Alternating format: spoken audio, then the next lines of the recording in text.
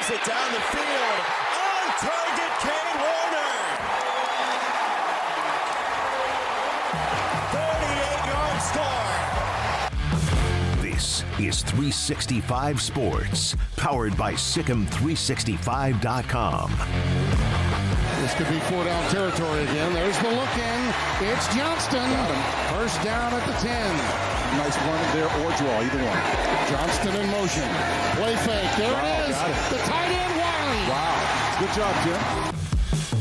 365 Sports is presented by IdealMRI.com. High-quality MRIs for $497 or less. IdealMRI.com. Your health is important, so is your budget. Reese over 100 yards with a chance for an exclamation point. Touchdown, Baylor! 365 Sports is also brought to you by Texas Farm Bureau Insurance, protecting Texans since 1952. Daniels will jump pass. Touchdown, Kansas, Trevor Cardell. Have you subscribed to our YouTube channel? Search 365 Sports on YouTube. Brought to you by TFNB, your bank for life. Hall to the outside. Touchdown. Cody Evans. Now here's David Smoak, Paul Catalina, and Craig Smoak. And here we go on this Thursday afternoon. Summer is here. I don't know if it's officially summer or not, but the heat is here. It's wonderful. Had a chance this morning to play a little golf. Had a chance last night. Paul Catalina, Jack McKenzie were there at the Academic All-Stars banquet. Our guest speaker, Bill Peterson of Baylor men's basketball, was just outstanding.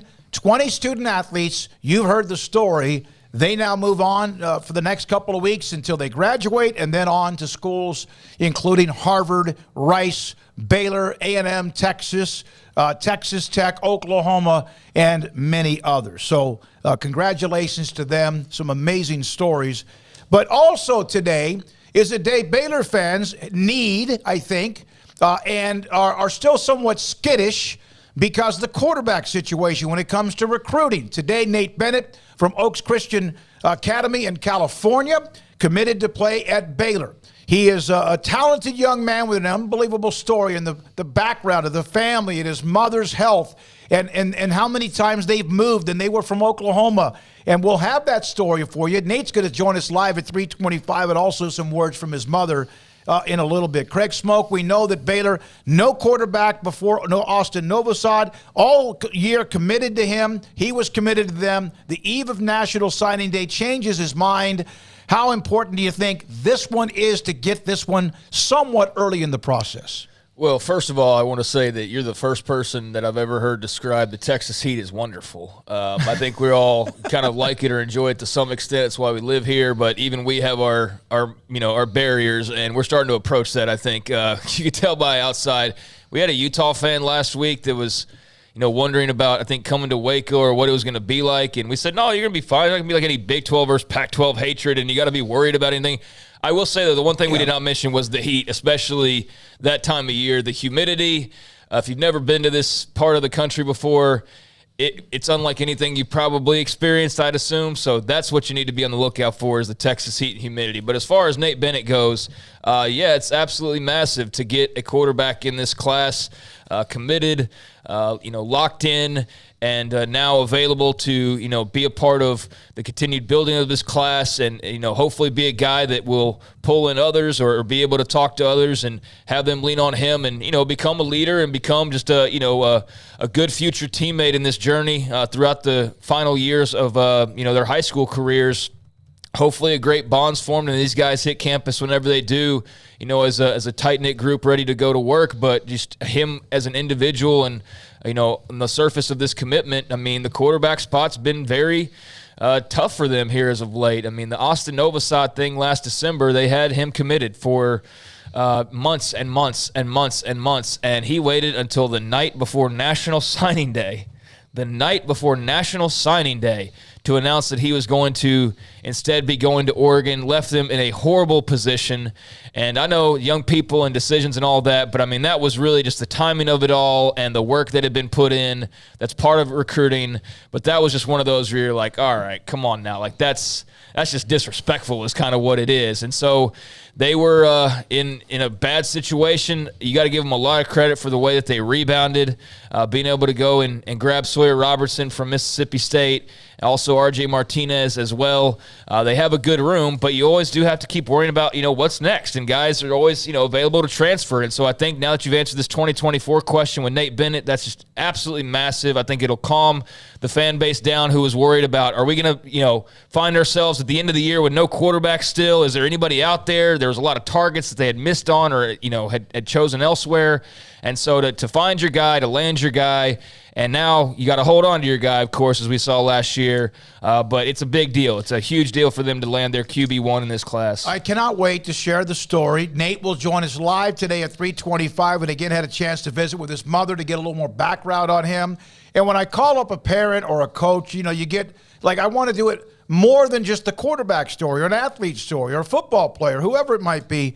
And I did not expect the story that I was told by his mother and the Bennett family and what today means. And yes, there's still a while to go until they have signing day in December, but I think you'll be more than interested to listen to her answer to my question about whether she knows the history of the quarterback recruitment, et cetera, commitment at Baylor the last 18 to 24 months. I don't think Sean Bell was feeling any heat. You'd have an occasional fan pop up and ask a question in the podcast or something about, should we be worried about Sean Bell and recruiting at the quarterback spot, or should Sean Bell be worried, and I think that for the most part we kept a level head and we're like, no, we're not at that point yet. But, if there's another couple situations that pop up, you have to start wondering a little bit of just like, why can't they land a quarterback? And you know what? Part of it's just the era that we're in now, right? I mean, part of it can be the NIL side of things, at least when you're talking about, some of those top QBs. So you kind of eliminate them maybe from your list, or that you're playing a bit of a different ball game or swimming in deeper waters. And so there was just concern for a lot of different reasons. But I think that Sean Bell's probably got to be the happiest guy in the world today to have this, cemented and out there publicly, to know that you're no longer on the search for just a quarterback. Now you've got your guy, you have your guy. Again, you got to hold on to your guy. That's the part of this whole thing now that Baylor fans are going to kind of have that I don't want to say PTSD because it's not that serious, but you know what I mean by that. So that's going to always be there, I think, for the foreseeable future. But I think Sean Bell did a heck of a job, and he's got to be smiling big today, I would think. So Nate Bennett of Oaks Christian Academy commits to Baylor, class of 2024. We will hear again from his mother in just a second, and then Nate live. Now, a couple of other stories. I think you've seen this before, but it's good to see that this is now a trend in college football. The Pac-12 has approved as a conference, no, not the media deal, in-game, pre-game football access implemented during Pac-12 broadcast on ESPN, Fox Sports, Pac-12 networks. That's for I believe the 2023 season. Includes in-game head coaching interviews, pre-game, halftime, locker room access, coaches and select players wired on-field pre-game, cameras in coach's booth without the sound, and then also extended handheld camera permission. Look, Pac-12, if you want to get a TV deal, put the sound on in the coach's booth. Not to take the plays, but to get the reactions. Yeah, that's what you want to hear. I wonder where this idea came from. And maybe who did this? Yeah, but 3 weeks ago. I in the air. I know it's in the air. But it's in the someone has got to be first. There's always going to be someone 7th, 8th, and 12th. Yeah, it's in the air. Just like, look, when Fox got the NFL, they came up with all these great ideas that everybody's doing now.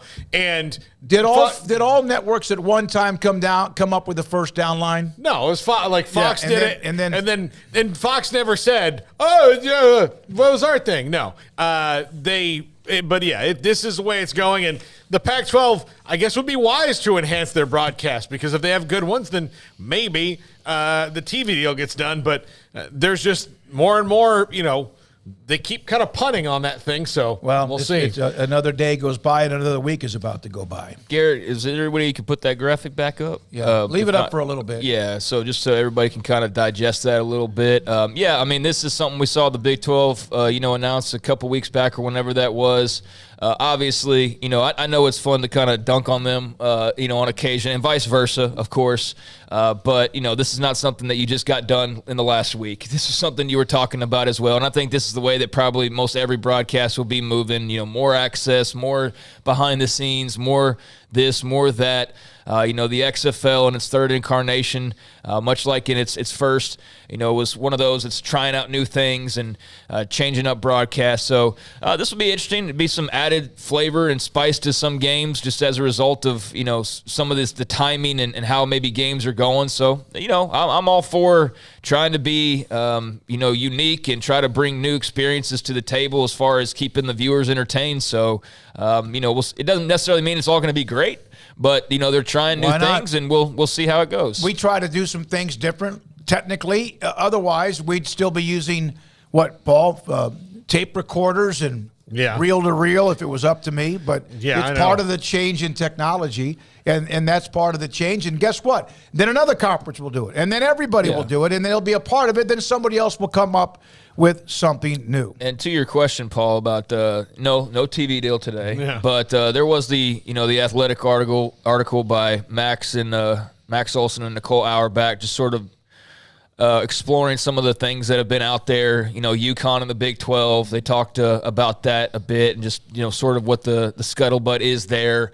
I don't know how realistic that is. I know there seemed to be a lot in the comments, kind of a split crowd on how much sense that makes adding UConn, just the geography of it and what they've been through. And, they were previously in the American, and do they want to go play UCF again? Is that really, but if the money's right, yeah, probably right. So, it was interesting just to kind of dive a little further into that, which they did. They talked about, a couple of other things as well. But, yeah, mostly it's just the same thing. It's a holding pattern for a TV deal that could change all the other things. Is this UConn for basketball only, or is this UConn for basketball? Aren't they independent in football right now?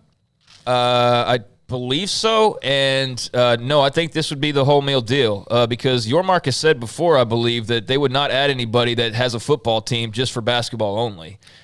So that would, mean that UConn with a football team would be entering as a member. That's the way I took it, at least. And if there was language in there that said otherwise, then correct me. But you do recall that, though, right? Oh, yeah. When he said that they're not adding, they're not adding a football school in basketball only. So UConn would be a member of both. And it mentioned Jim Mora and the success last year that the Huskies had in the article, maybe as a way to kind of say, maybe it wouldn't be too bad. But yeah, that's something that's out. There's nothing imminent. There's nothing coming down the pipeline. It's just simply exploring. Yeah, they're independent in football. If we are talking about making better TV matchups, UConn in basketball is fantastic. Oh yeah, UConn in football is never going to. I hate using that word, is more than likely never going to move the needle against anybody in the Big 12. UConn versus Texas Tech does not have 6:30 kickoff in the primetime spot written all over it. But it doesn't basketball. It doesn't basketball for sure, but in football it doesn't, and that's why I was asking, because I've seen kind of that discussion. That's what they talk about. That's what they bring up is, that's a part of the conversation that you have to have. But, I'm just going off of what was simply said from the very beginning. They're not going to add a basketball school with a football team and not add the football team as well. So maybe they change their mind. Nothing's set in stone, obviously. This is all very loosey-goosey type of stuff, the talk at least it is. So, maybe, that's something that they could agree on in a different way. I did have the thought, though, and I know this isn't a revenue generator, but they could sure as hell use UConn women's in basketball. Yeah. You look at the league, and Baylor's not quite what it was. You've got Texas and Oklahoma leaving, and, Oklahoma's starting to get pretty good again, and, Texas is a solid team year in and year out. So to add UConn in women's basketball, and I know it's not bringing in bunches of money, but if you're just talking about exposure and what it could bring to the table and things of that nature, then yeah, on the hoop side, they would be a tremendous addition. But there is a lot of question marks, and it covered that, I think, in the comments section and in the article of this isn't some layup that's going to happen for sure. It's something that Your Mark's just looking at because of the proximity to New York City and things like that. So we'll see. And there's the home of ESPN right there next to him in Bristol, Connecticut. Here's a really cool story. Jimbo Fisher a couple of weeks ago made the comment in Dallas about, TCU and that and the schedule, whatever. This was from yesterday. His son has Fanconi anemia. And one of the reasons and one of the, I think, interest, if I remember this correctly, is that they needed incredible access to health. Not that they didn't have that in Tallahassee, but they needed, and Houston right there near College Station, his son saying that could be cured of Fanconi anemia in 2 to 4 years. Ethan is his son. Has been a great story. Will start gene replacement therapy in June. Yeah, when he was in Tallahassee, they were flying him to Houston all the time anyway because I think of the, like 3 or 4 best doctors in the world when it comes to that particular disease. I think 2 of them are there in Houston. So that's where he was getting his treatments anyway. And, as Florida to Texas goes, Tallahassee to Houston is not too terribly far, but even still, that's not a straight shot, though, is it? I mean, college, kind of. I mean, just right across the Gulf. I mean, I've driven straight on I-10 straight through Houston many a time, but not quite. But it's I mean, I've stayed on the same road when I left in Tallahassee and was still on it when I got to Houston. No, I understand the highway. I'm talking about the plane. Yeah, I mean, but it's not as close as 70 miles or whatever it is from Houston to College Station. So there's that story. Hope that works out. It'd be a great story. The PGA Championship. I know everybody picked their teams yesterday, and I was not asked to be a part of it. You were asked. You declined. I did decline. I was kind of busy. Bryson DeChambeau. He's kind of been absent. 4 under par with 2 holes left to play. In the clubhouse, in the leader, Scotty Scheffler. Corey Connors are 3 under par. Keegan Bradley, who's won a major in his career with 2 holes left at 3 under par. A couple of other of the bigger names. Victor Hovland done 2 under par. Webb Simpson out of nowhere, 1 under par. I'm trying to look for some of the bigger names. I know that John, for anybody's team, I know Tony Finau even, but he just started. Dustin Johnson even, just started. Roy McIlroy shot 71. He's 1 over for the day in the first round. He at one point was flirting with going the other direction. Tommy Fleetwood, 1 over par. Brooks Koepka, 2 over par, 72. So was Justin Thomas, who at one point I think was 1 under. He fell back to 2 over par overall. Cameron Smith, 2 over par. So there's some of what you have. Jimmy Walker from Baylor shot 73, 3 over par. Jordan Spieth, 3 over par. The course was difficult up at Oak Hill. The leaders 3 under par, and that's rare when you see that at any PGA championship or any PGA tournament. Yes, John Rahm, that's Craig's pick. Matt Fitzpatrick, my pick, both at 6 over.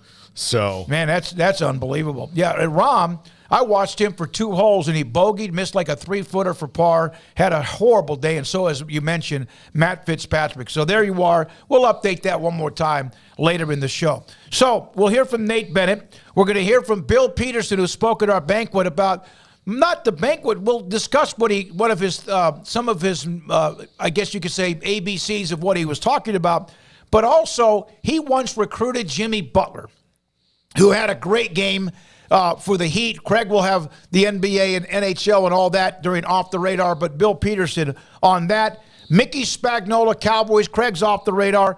And it was hard for me, and I didn't do this, when we have a name like Tom Glavine, Hall of Fame pitcher. Roger Clemens, former Major League pitcher. He's a part of the Texas Sports Hall of Fame. He's speaking in Waco tomorrow, 11:30 the luncheon at the Texas Sports Hall of Fame.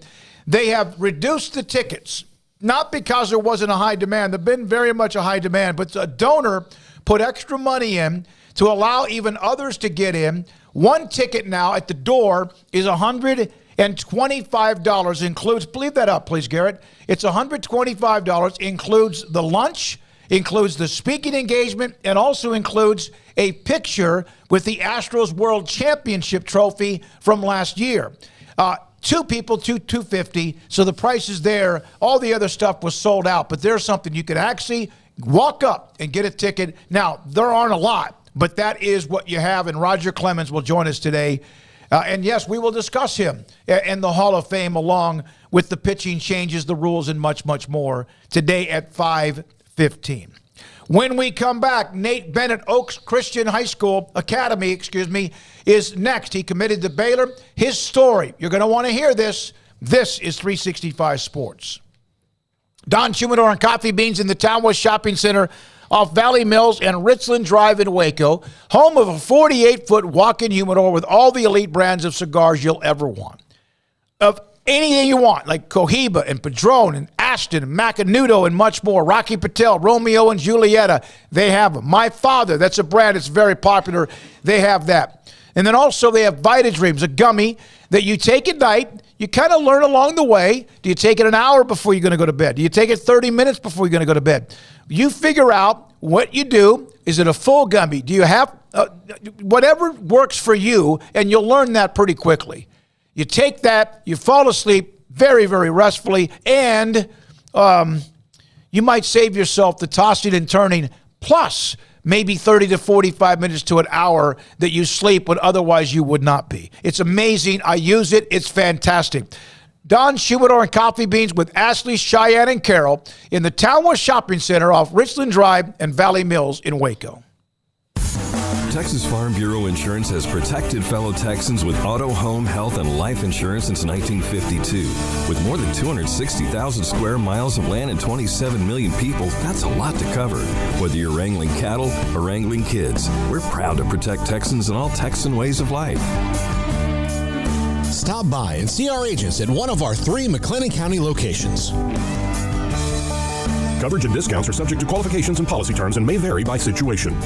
Where is the best beef in Texas? Your house. When you order from Texas Beef House. Samantha Duvall is in charge of marketing and also distribution. Memorial Day, right around the corner, 4th of July. What are some of the best opportunities for people if they want to order online and maybe get a bundle when they have those holidays in front of them? TexasBeefHouse.com. You can order. We've got plenty of family bundles. Probably our most bestseller is our sampler pack. That gives you a variety of our jalapeno and cheese patties, our regular patties, ground beef, our garlic link summer sausage. Right now, all of our family bundles are on sale. It's the best time to buy it. You can buy steaks individually. All of our steaks come 2 to a package. We ship Monday through Wednesday. So make sure you get your orders in early. That way you can get them almost the next day. The owner, Aaron Duvall, his daughter-in-law, Samantha Duvall, head of marketing and distribution, unleash the flavor of Texas raised Wagyu. From our pasture to your plate, TexasBeefHouse.com.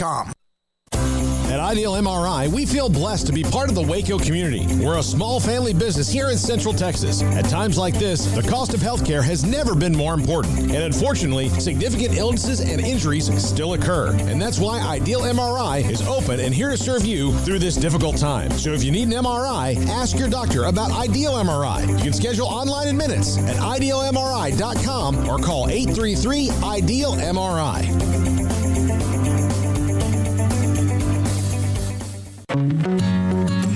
Established in 2007 and independently owned, Alliance Bank Central Texas is committed to helping families and businesses meet their financial goals. From their tellers to their board of directors, they know the importance of superior service and competitive products. Customers have confidence knowing that their financial needs are in good hands. It's your bank, Alliance Bank Central Texas, with 2 Waco locations, 4721 Bosque Boulevard and 191 Archway Drive on Highway 84, and at AllianceBankTexas.com. Member FDIC and equal housing lender. Pizza, burgers, and Bears football. There's no place around Waco that serves them all other than Bubba's 33. Come show your green and gold and enjoy some of Waco's best food and beverages while watching your favorite team, the Bears. When real Bears fans get hungry, Bubba's 33 is the #1 spot for ice-cold drinks, hand-stretched, stone-baked pizzas, and bacon-infused burgers. Join us for indoor or patio dining. Bubba's 33, Waco's restaurant and proud supporter of Baylor Bears football. Sick 'em, Bears! It's Jeep season at Allen Samuels in Waco, and the deals are hot. Get a 2023 Jeep Grand Cherokee Limited with $5,500 in total values, or a 2023 Jeep Gladiator Sport with total values up to $5,000. This is 365 Sports. The 3 o'clock hour is sponsored by Waco Custom Marketplace. Meats, sweets, Texas treats, and a cut above the rest. 425 Lake Air Drive, Waco. Nate Bennett, Oaks Christian Academy in Malibu in California, joins us on 365 Sports. Craig Smoak, Paul Catalina, and David Smoak. Nate, thank you very much for your time. So, why Baylor? Why Baylor? What does today's decision mean to you? And thank you very much for your time. Yes, sir. Of course. Happy to be on here. Appreciate you having me. Yeah, why Baylor? I've been asked it a few times now, since the commitment and all the stuff has kind of gathered together. And to give you the short answer, honestly, I think just the culture that Dave Aranda has really put in place there and the vision that they have, not just the stuff on the field, but off the field, I think it's something that I stand for. I plan on winning a lot of championships at Baylor. I plan on bringing that winning culture back, and I'm just super, super excited, for this opportunity. And Coach Bell, the quarterback coach, really believes in me, and they really wanted me in Waco. So it's nice to be at a place where you're wanted. So I'm super pumped to get out to Waco and continue to build this relationship with the coaches and the staff, and just Baylor fans get excited, man. It is about 7 months until signing day, and Nate, this is kind of the obligatory question when we have commits on. Is your recruiting shut down? Is this it? Yes, sir, it is. It's shut down. I can say that confidently and firmly right now. Already had schools, reach out. It kind of what happens when you get a huge Power 5 offer, but the message since I've got the offer is I'm done and Baylor's home. Nate, do you know the story of Baylor and recruiting quarterbacks and how they have? They had nobody in the class of 2023. They had Austin Novosad, who ended up in Oregon the night before National Signing Day, signed with them, and how it's kind of been a semi-scar. If you want to ask the fan base, how much do you know that story, and was that ever even brought up by Coach Aranda, Sean Bell, or anyone else? Yeah, so I am aware of that story. Even when that happened, it was a big deal, of course, around high school football, and I heard about it, and I know that's just a punch to the gut to any school, especially, a player of that caliber, and especially the position of quarterback, which is, one of the most highly valued and touted spots on a roster. So, it was mentioned a few times, with the coaches, just, they made it aware and be like, yeah, so, and I know they wanted to take, a lot of time during this process and evaluate the quarterback, just because of that situation. But, they knew I was going to commit when they offered. They knew that this was where I wanted to be, and I'd made that known because Baylor, like I said, it's a dream school, and there's so many things to offer, and I think there's so many things I can bring to the team. So I'm super aware of that situation, and I can promise Baylor Bear Nation that that's not going to happen again. Nate, you had a very interesting perseverance, adversity, heartwarming the last 3 or 4 years with your mother battling breast cancer, the move from Oklahoma to California, and all that went through a lot of her treatment. And I spoke with her earlier. We're going to share that with the audience here in a minute. But you then moved to Oaks Christian Academy. You did not move where you knew you were going to play right away, even though you are the guy there. How many quarterbacks were competing at pretty good level? Quarterbacks were competing for that job when you arrived on campus? Yeah, so I guess to start from I was at Village Christian, played really well, got the chance to kind of upgrade per se, get a promotion and go to Oaks Christian School. So super grateful for that. And anywhere you go, I'll be honest and say I wasn't really expecting there to be that many quarterbacks. There was I think there was 6 of us total, 5 or 6 of us total when I got there. Didn't go for spring ball, kind of just started with summer camp. So it's a little late to the party, but there's going to be competition anywhere you go, especially when you get to the next level, and then Lord willing, players who get to go to the NFL, you're going to be with a bunch of dudes who are just as good, if not better than you. So there's always going to be competition, and, just one of those things. I get there and it's like, this is the cards I was dealt. I'm here and I'm committed to playing at this school. So when you believe in your ability, there's really no reason to back down from that. And, So I just tried to stay true to myself and not worry about what anyone else did, but just control what I can control. And it ended up working out for me, and I've been playing super well. So I'm honestly really grateful for that situation. It was annoying at first, no doubt. I won't even lie about that, but I'm super grateful that I went through it because, I'm going to be prepared when I go into, whether it's Baylor or a place where it's like, there's going to be other dudes there trying to take, my job, and they want the same position as me. So it was definitely a good learning experience. Nate Bennett, Oaks Christian Academy in California, committed to Baylor earlier today with us on 365 Sports. Now, your mother has told me that you are her inspiration. She has battled breast cancer. She's been free of cancer for about a year. She told me that as well. How much of an inspiration has your mother, Julie, been to you? I mean, she is my hero. Both my parents are my heroes, but my mom taught me so much. I mean, I'm sure she told you a lot, but just, you don't even know the half of it of what she's been through and what she's endured. And yes, battled breast cancer twice. And I know that was hard on her and especially hard on our whole family, seeing, someone you look up to so much, someone you love so much, go through something like that.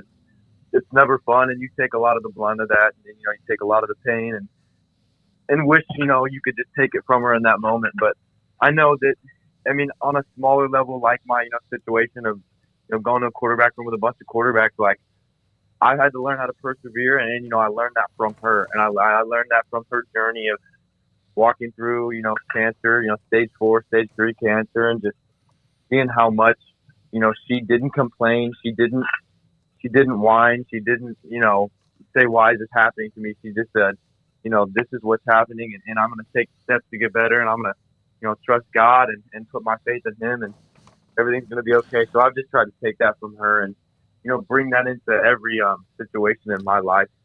And so I'm super grateful for her. She is someone I look up to, and I'm forever grateful for her perseverance and what she taught me.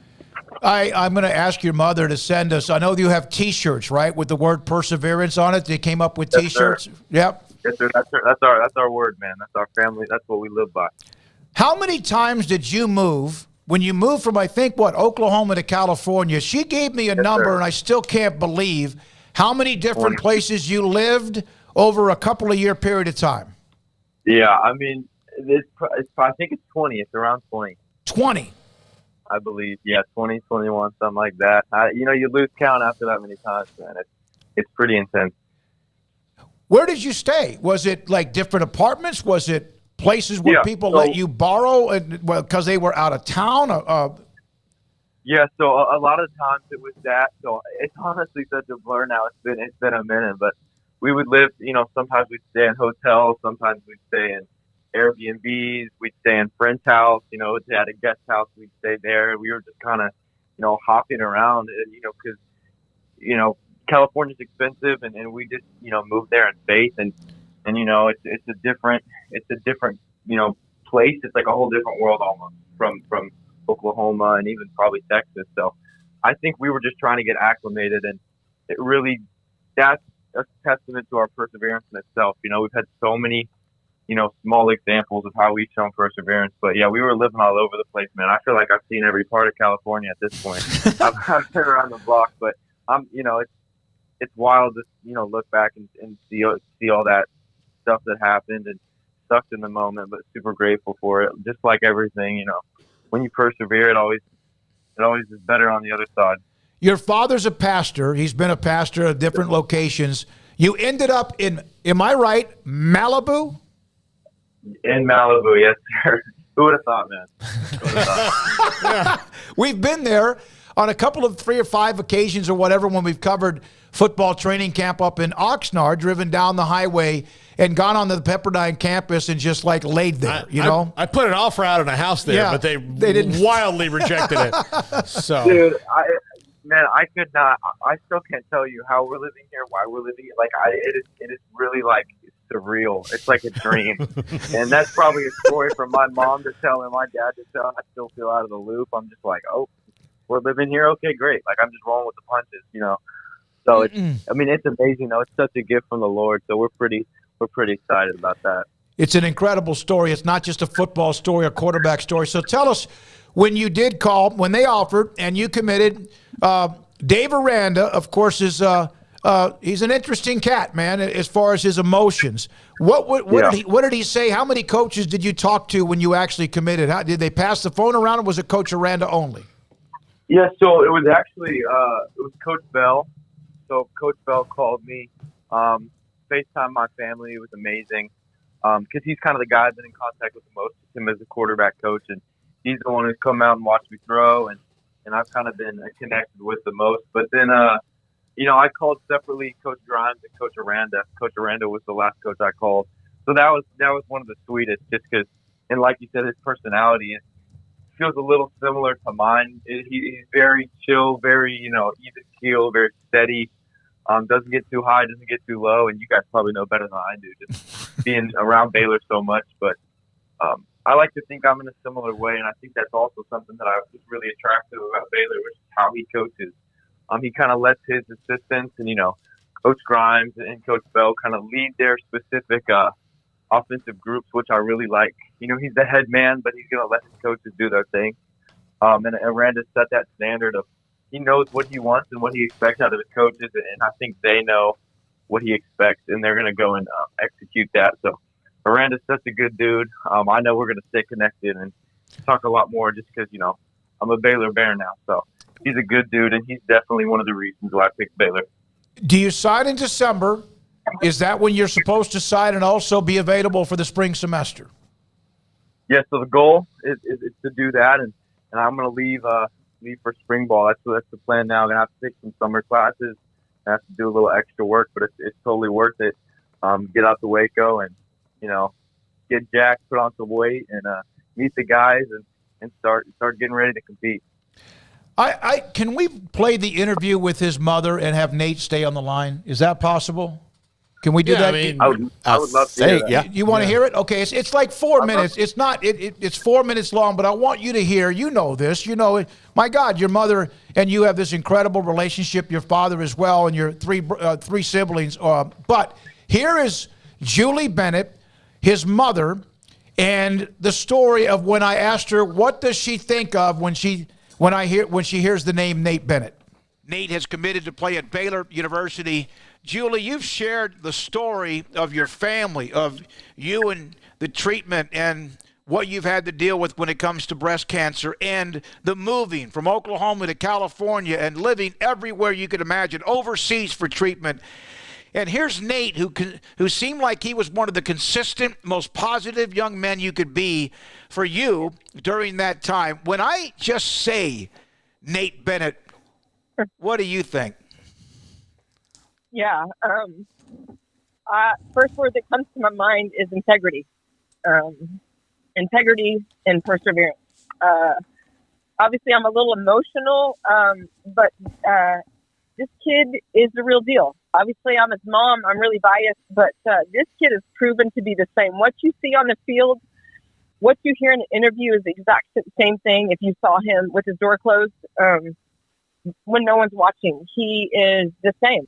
And this kid has learned how to fight through adversity, not just on the field. He has done that probably in more ways than most high school quarterbacks have had to do, but he has done that as we've walked through COVID and fighting for my life during that time, uncertainty, and our family motto is perseverance as we make T-shirts and hats, trying to pay for all the things. And I've watched him persist in doing great things and holding to integrity despite difficulty and in achieving success. And he's a kid that learns how to hope and when things are really hard, and I'm really proud of him. What does today mean? Because he had a lot of options. Obviously, he's been through all this transfer and all the changes and walked into a situation at an elite high school with 5 quarterbacks on the depth chart that were all really good, and he ends up competing and getting to where he is now. What does today's commitment mean to the family? We're grateful. We're so grateful. For somebody to see Nate for who he is, to see him rightly, is the greatest gift as a parent. And that's the true essence of honor. I mean, this not only does Nate know how to honor well, I would say that's the true definition of humility. Humility is being able to see yourself rightly and walk that out. And that's the other word I choose for Nate is he's humble. He knows who he is. And we are humbled as a family and beyond grateful. I don't know if you know the story, Julie, about Baylor and the quarterbacks. They had a commitment and did not recruit a quarterback the year before, and then had a commitment from a young man who's a great talent, who's now at Oregon, who on the eve of National Signing Day changed his mind. And the fan base has kind of been through this almost like washing machine, and it's like being tumbling in the dryer like clothing. And I'm not trying to say this for any other reason, that Nate's commitment means more than maybe others have in the past because of that, because of the fan base, because of what Baylor needs as far as their depth chart. Do you know that?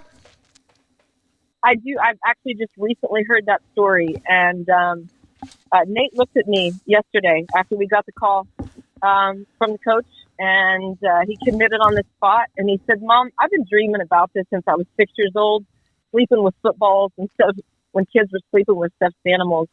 And there is nothing, there's no amount or any situation of anything that would change the decision I made. This is where God has me. This is what I've prayed for and dreamed of. And he is, again, we're just grateful." So I didn't know that story until recently, but regardless, Nate he's loyal. He'll show that on the field, off the field, signing day, and that's what with Nate Bennett. Thank you for being so transparent. We all appreciate it.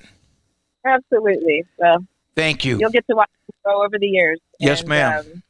Yeah. So thank you. Julie, appreciate it. yeah, Julie Bennett, the mother of Oaks Christian quarterback and Baylor commitment, Nate Bennett on 365 Sports. All right, so Nate, you get to be around your mom all the time, and I mean, she could almost not get started when I asked about you. Yeah, she, I don't even know. I was getting emotional listening to that. Just like, I hear her, she's so good about saying, like, "Nate, I love you." She always reminds me how much she cares about me. She always, tells not just me, but my other siblings, like, how important we are to her. But, to hear her say that on, to you guys and just from her mouth, it just means so much. And, I mean, she's my hero, and she's someone I look up to. And, I always say I want to be like her when I grow up. And I'm still developing as a human being as well as a quarterback. And she's someone that I can take so many things from. So, I love you, Mom. You're the best. Oh, so, pretty amazing. Pretty good timing with Mother's Day, right?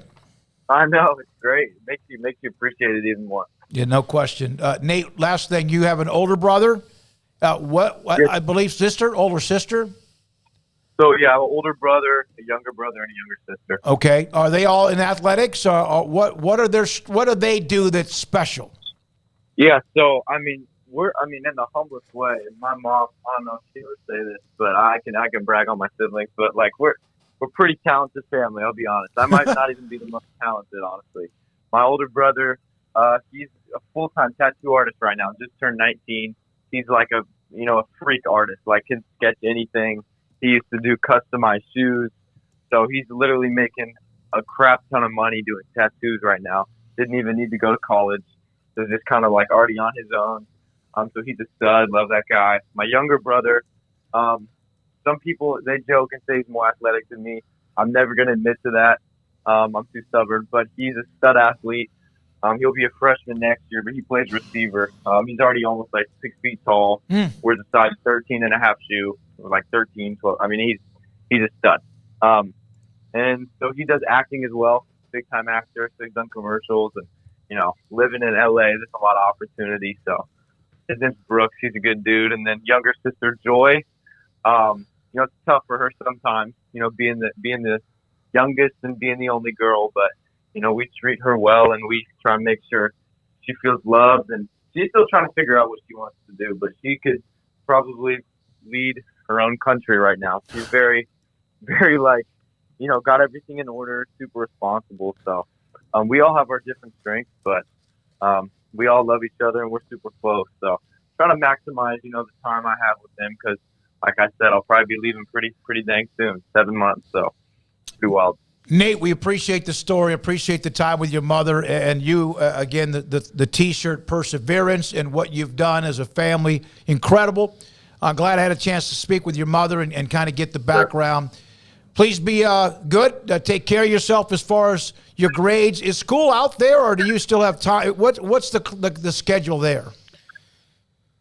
Sorry, we said one more time. We cut out a little bit. Are you done with your school work, or when's graduation at your academy? Yeah. So it'll be done. We're done with school May 31st, I believe, the last day of finals. So that's when people will be graduating, and then next year I'll probably be out by December. Okay. Be done with school. But yeah, we're almost to the finish line. So trying to finish well, do good on my finals, but I have great grades, so I'm not in a pressure position. We're doing pretty good. So, Nate, thank you for your time. Congratulations. Enjoy the moment. 3.8 grade point average, by the way, at Oaks Christian Academy. Nate Bennett, for your time. We appreciate your time on 365 Sports. Hey, anytime, guys. Appreciate y'all. We'll keep in touch. What a story, huh? Yeah. You have the football story. The young man commits to Baylor. Had a lot of other offers. Somebody on the chat room, he's a 3-star quarterback. And then there's the story about moving from Oklahoma to California. Right after that, his mother is diagnosed with stage 4 breast cancer. COVID begins. They moved 20 times in like a year or two. It's incredible. Now, as she mentioned, she's been cancer-free for a year. So congratulations to the Bennett family. Looks like Baylor got somebody that fits them perfectly. It was a 3-star quarterback comment. No, it was just asking me about it. What a poorly timed. It was just asking me what's he ranked, and I said he's listed making as a sure. Golly, that'd be the worst possible takeaway from that interview ever would be that. Oh yeah, no, it's an incredible story, and I think he won't have any trouble coming into the locker room and making friends, getting to know people, given the amount that he's moved around. I think. Obviously dealing with a lot of adversity, so not everything's been perfect, but I could totally relate to him in terms of, him living in Malibu and not really understanding it. Like, that would be my dream, and I know there's, parts that you live anywhere and it's not as great as you maybe think, but just the nature part of things and the beach and, the beautiful area that is, I bet he's pinching himself all the time, it sounds like, and that would be a cool thing to experience. But, yeah, he's been through a lot. And I think that's very clearly made him into to the great young man he appears to be. I mean, it sounds from all indications like Dave Aranda and Sean Bell landed them one heck of a football player, but also a person as well. And of course, their motto is person over player, and I think they nailed both of those right there with Nate Bennett. So excited to see what he can do, and excited about the way he'll help the culture just with his presence and with his personality and all of that. So I think that's an A+ get for Sean Bell, Dave Aranda, Jeff Grimes, and all the rest of the staff. When we come back, a couple of notes to wrap up this 3 o'clock hour. Bill Peterson, Baylor men's basketball just after 4. Roger Clemens today at 5:15. This is 365 Sports. Richard Carr, Buick GMC Cadillac, they are the people that you can count on, have been able to count on now for over 20 years. They've been celebrating their 24th anniversary, and you can go over there and celebrate with them by partaking in what all their offerings are, which is buying a new vehicle, which is buying a pre-owned vehicle, or just getting the vehicle that you're already in serviced up and ready to get back on the road and drive safely so that you can have peace of mind. They can take care of all those things for you right now at Richard Carr. When it comes to the new vehicles, they've got the astonishingly advanced 1500 Sierra Crew Cabs. Right now you can save $3,500 at Richard Carr. It's the most advanced and luxurious pickup in its class. Well-qualified buyers get 0% financing, 0.9% financing, and no payments for 90 days on most new 2023 GMC Sierra 1500s in stock. They've also got ranked number 1 overall brand for new vehicle quality by J.D. Powers. Buick, offering a luxury SUV without the luxury price. Experience the quiet escape and premium drive of a Buick on a test drive today at Richard Carr. Right now, save $3,000 on a 2023 Buick Enclave. Well-qualified buyers can get 2.9% financing and no payments for 90 days. And not only those new offerings, but also, as I mentioned, the pre-owned vehicles. Many cars and trucks in stock under $20,000 that are also thoroughly inspected and ready to finance for almost any credit rating. And best of all, ready to drive home today. Or if you want to get your car serviced up and just make sure that truck, SUV, or car is on the road a little while longer, their award-winning service department is standing by to keep you on the road. And you can go to the website, richardcar.com, to see their service specials and set an appointment for quick and reliable service. So check out the business that has been in business 24 years here in Central Texas, and along the way, building a reputation as the people you can count on for your automotive needs. Run by proud Central Texans. Log on to richardcar.com today. Call now and go see them now off Highway 6 at the Imperial exit. The future's bright. The time is now. College is what you make it. It's a late-night pizza run and all-nighters coding a new project. It's having big dreams and making them a reality. It's a professor who knows your name and your story. It's preparation for your future, your calling, your life. And at Baylor, it's even more. Baylor, where lights shine bright. One size fits all. That may be all right for an adjustable belt or cheap sunglasses, but when it comes to your financial needs, no one wants a one-size-fits-all strategy. Ben Erlinson, your Edward Jones financial advisor, knows that his most important goals are yours. That's why he takes the time to understand your needs, knowing you. That's how Edward Jones makes sense of investing. Ben Erlinson, 100 North 6th Street in Waco, 254-759-8533. Edward Jones, member SIPC. There are 26 letters in the alphabet, over 600,000 words in the dictionary, and just 3 of them said together can change everything. Let's order pizza. Those 3 words lead to dough made from scratch and 3 fresh signature cheeses that blanket golden crust in a heavenly melt on Marco's Pizza that'll blow your mind. So visit marcos.com to order and stop by Marco's Pizza in Belmead, China Spring, Woodway, and in Robinson. Marco's. Pizza lovers get it.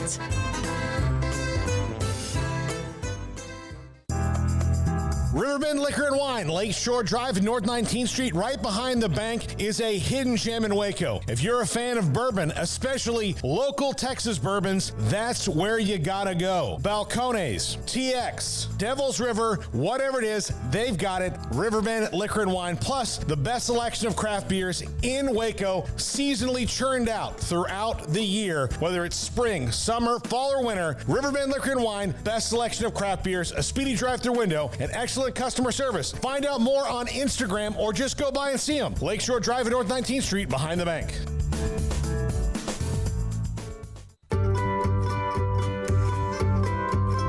You want to know why Stonewood Dental is so successful? Listen to what happy customers have to say. It's pleasant. It's different than any other dentist office. I really feel like they care. And it's not that you're here for 2 hours waiting on someone to take care of you. It's quick and easy, and I bring my kids, and my kids love being here too. They really love the treasure box. Staff is really nice and accommodating, real friendly.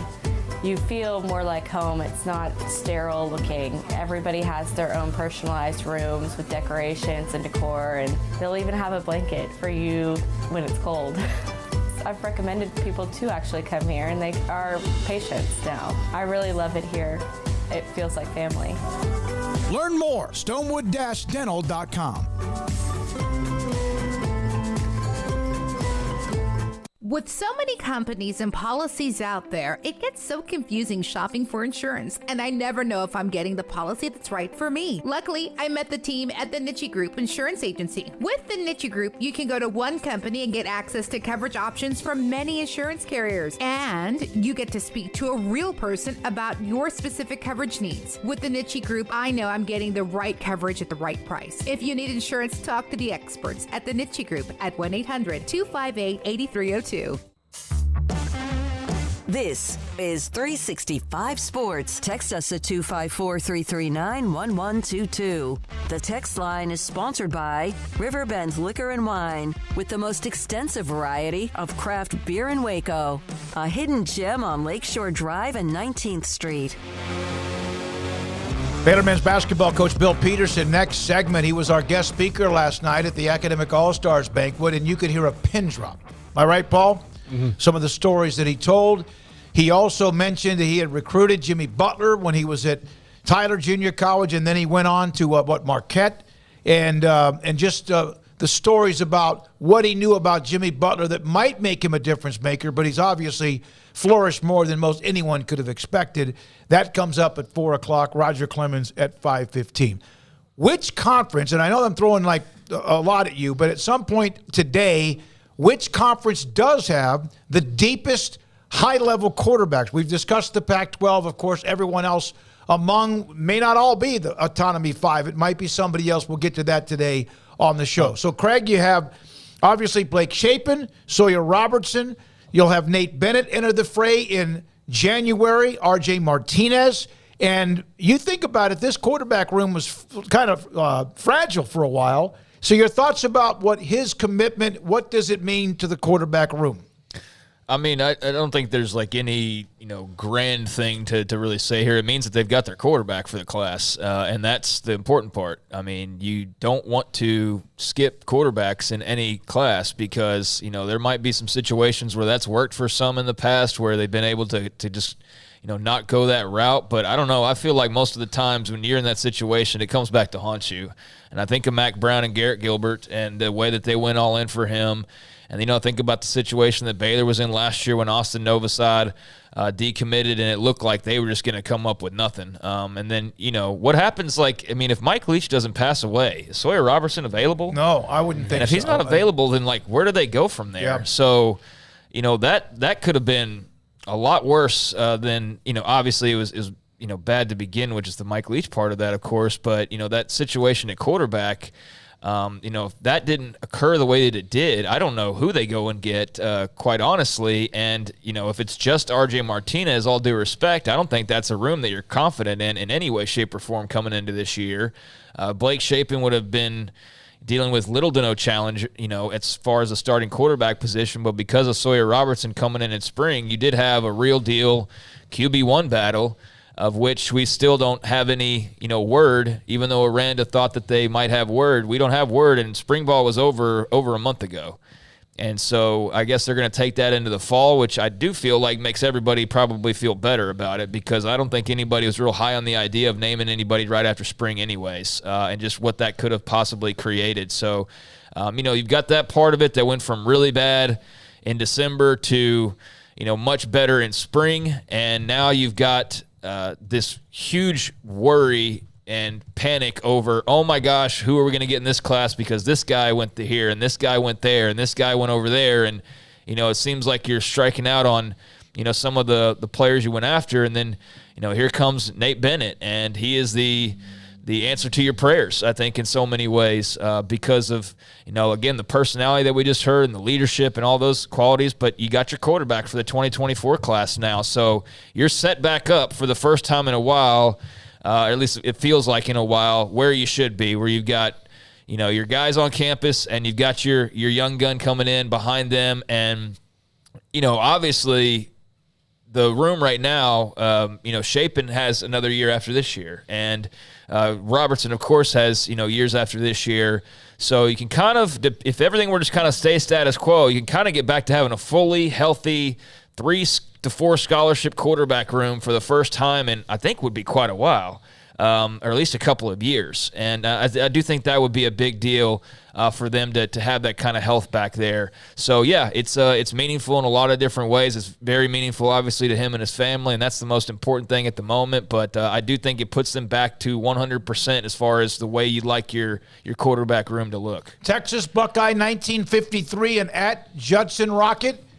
Judson Crockett. That was a football team down in San Antonio. Thank you both for the $5 super chat. I appreciate it. When we come back, Bill Peterson, Baylor men's basketball, his speech last night, but also his recruitment of Jimmy Butler, what he saw from Jimmy Butler back in the day, and this is 365 Sports. Pioneer Steel and Pipe, brand new location just off Highway 6 and Loop 340 on the eastern side of Waco, and in business since 1943. But in their new building, Bigger, better, faster, and stronger since December of last year. Their distribution, which has always been good, is now better than ever because they have more bays, they have more lanes, they have easier access for you to get whatever you're trying to haul back to a commercial real estate project or your home or ranch or farm or wherever, and you could get it done even faster. They have numerous lengths now of what they've always had, pipe, metal, and steel, tubing, angle, etc. But now they have different lengths, so you don't have to go pick it up, then cut it yourself or have somebody else cut it before you take it to where you're going to build something.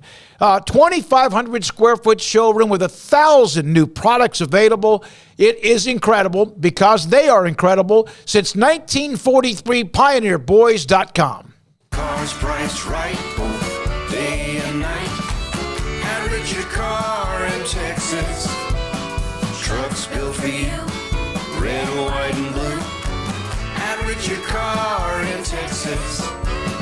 Cars that zoom with lots of room at Richard Car in Texas.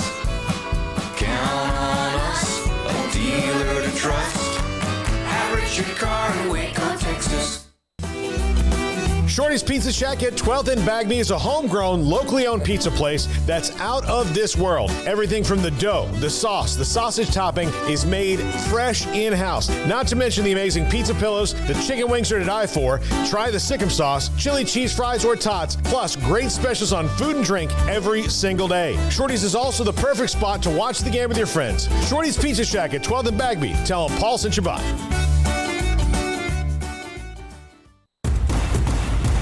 Petty Clinic Men's Healthcare in Woodway is now proud to offer you men an exceptional weight management body sculpting product called semaglutide, also known as Ozempic or Wegovy. Semaglutide is an FDA-approved weight management medication. Once-a-week injections of this powerful medication offers an average body fat weight loss of 20% within the first year of treatment. In addition to body sculpting, semaglutide also normalizes blood sugars and has the clinical research proof of reducing blood pressure, cholesterol, stroke, and heart attack risk. If you're like most men and you have stubborn fat that will just not respond to typical diets and exercise, then help is finally here. Semaglutide, affordable, highly effective. Google search Petty Clinic Waco and reach out to the Petty Clinic team today for a free consultation with Dr. Petty to see if semaglutide is right for you. Go to pettycliniclowt.com. Let Camille Johnson Realtors guide you seamlessly through the process of buying your dream home or selling your current one. Commercial, farm and ranch, or residential, Camille Johnson Realtors can smoothly and successfully lead you through any transaction. With a team of 28 experienced agents who are excited about serving you, Camille Johnson Realtors services the entire greater Waco area. If you're in the market to buy or sell, contact Camille Johnson Realtors, 104 Midway Center in Woodway, or find them online at www.camillejohnson.com. Camille Johnson Realtors, elegant, charming, warm. Welcome home. TFNB Your Bank for Life is the official local bank of Baylor Athletics. Find out why more Central Texas are making TFNB their bank for life. Sign up for our Edge checking and savings accounts to earn interest or cash back. With 5 convenient locations and an award-winning mobile app, banking has never been easier. TFNB Your Bank for Life. Member FDIC. Stepping into a new pair of boots is great, but stepping into the boots of a U.S. Army officer can also add confidence and leadership skills to your son or daughter's career path. There are more than 150 occupational specialties to help them find the best fit for their future. See all the things your son or daughter can achieve in our boots at GoArmy.com. U.S. Army Waco Recruiting Company, 254-598-8131 or 254-776-1543. This is 365 Sports, powered by Sikkim365.com. The 4 o'clock hour is sponsored by Boozer's Jewelers, the wedding ring store, specializing in custom jewelry and repair, all in-house.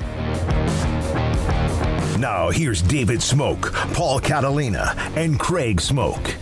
We start this 4 o'clock hour. Baylor assistant basketball coach Bill Peterson, our guest speaker last night at the Academic All-Stars banquet, and also some nuggets from him on Jimmy Butler and more. Bill, thanks for your time. Paul, Craig, and Smokey, first of all, I want to thank you. As Paul mentioned to you when he picked up the phone for last night, you had everybody at attention. You did not have a microphone. You didn't have like a wireless mic. And that room with 125 or 30 people, you could hear a pin drop. Thanks, Smoak. I enjoyed speaking at your event. It's always awesome to see so many young elite student athletes.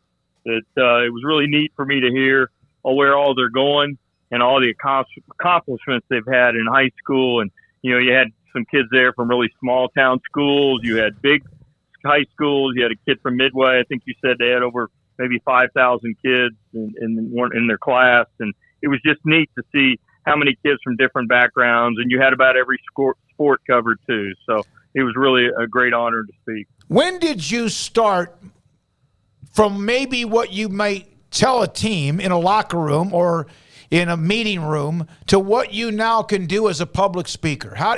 Was that a transition? Is that something that came easy to you? It started when I was in college, and I wanted to be a college coach, and so I traveled around in the summer. And one summer I got this crazy idea. I mean, I was a nobody. I mean, I was just a little kid that played high school basketball in Florida. I played junior college for 2 years. My second year, I led the state of Florida in assists, but I wasn't very big, and I got a scholarship to small Division II. And one summer I said, I want to coach in college, and eventually I want to, play in the pros, which I knew that wasn't probably going to happen. But I had a dream to coach in the NBA one day. And so I traveled around. I wrote letters to all these people way before cell phones, and I'll come speak at your camp, and I'd tell them I'll do it for nothing. And I would get in my car and drive all over the southeast United States. And one summer I worked at 12 weeks in a row, essentially all summer. And I'd work their basketball camp, and then I'd speak. I'd give a motivational talk, and I'd do some ball handling drills, and I'd jump rope. And, I had really some cool experiences. I spoke at Notre Dame. I wrote one of the assistants, and he had me come. I got to meet Digger Phelps. And then I spoke one summer at Tennessee for the women's team and got to meet Pat Head Summit. And she was even gracious enough to take me to lunch. And it was really cool that she was great as she could be and very kind and generous. Spent about an hour and a half with me. And I was just a young kid just getting out of college at that time. So that's how it kind of started. And then once I got into coaching, it kind of evolved into trying to do it for teams and to help individuals as groups be very successful at what they're doing. Is that where you kind of found your niche as you went through and player development and different things? Is that, and you've done a lot, you've had a lot of different jobs in coaching, but that's where you are now. Is that your fastball?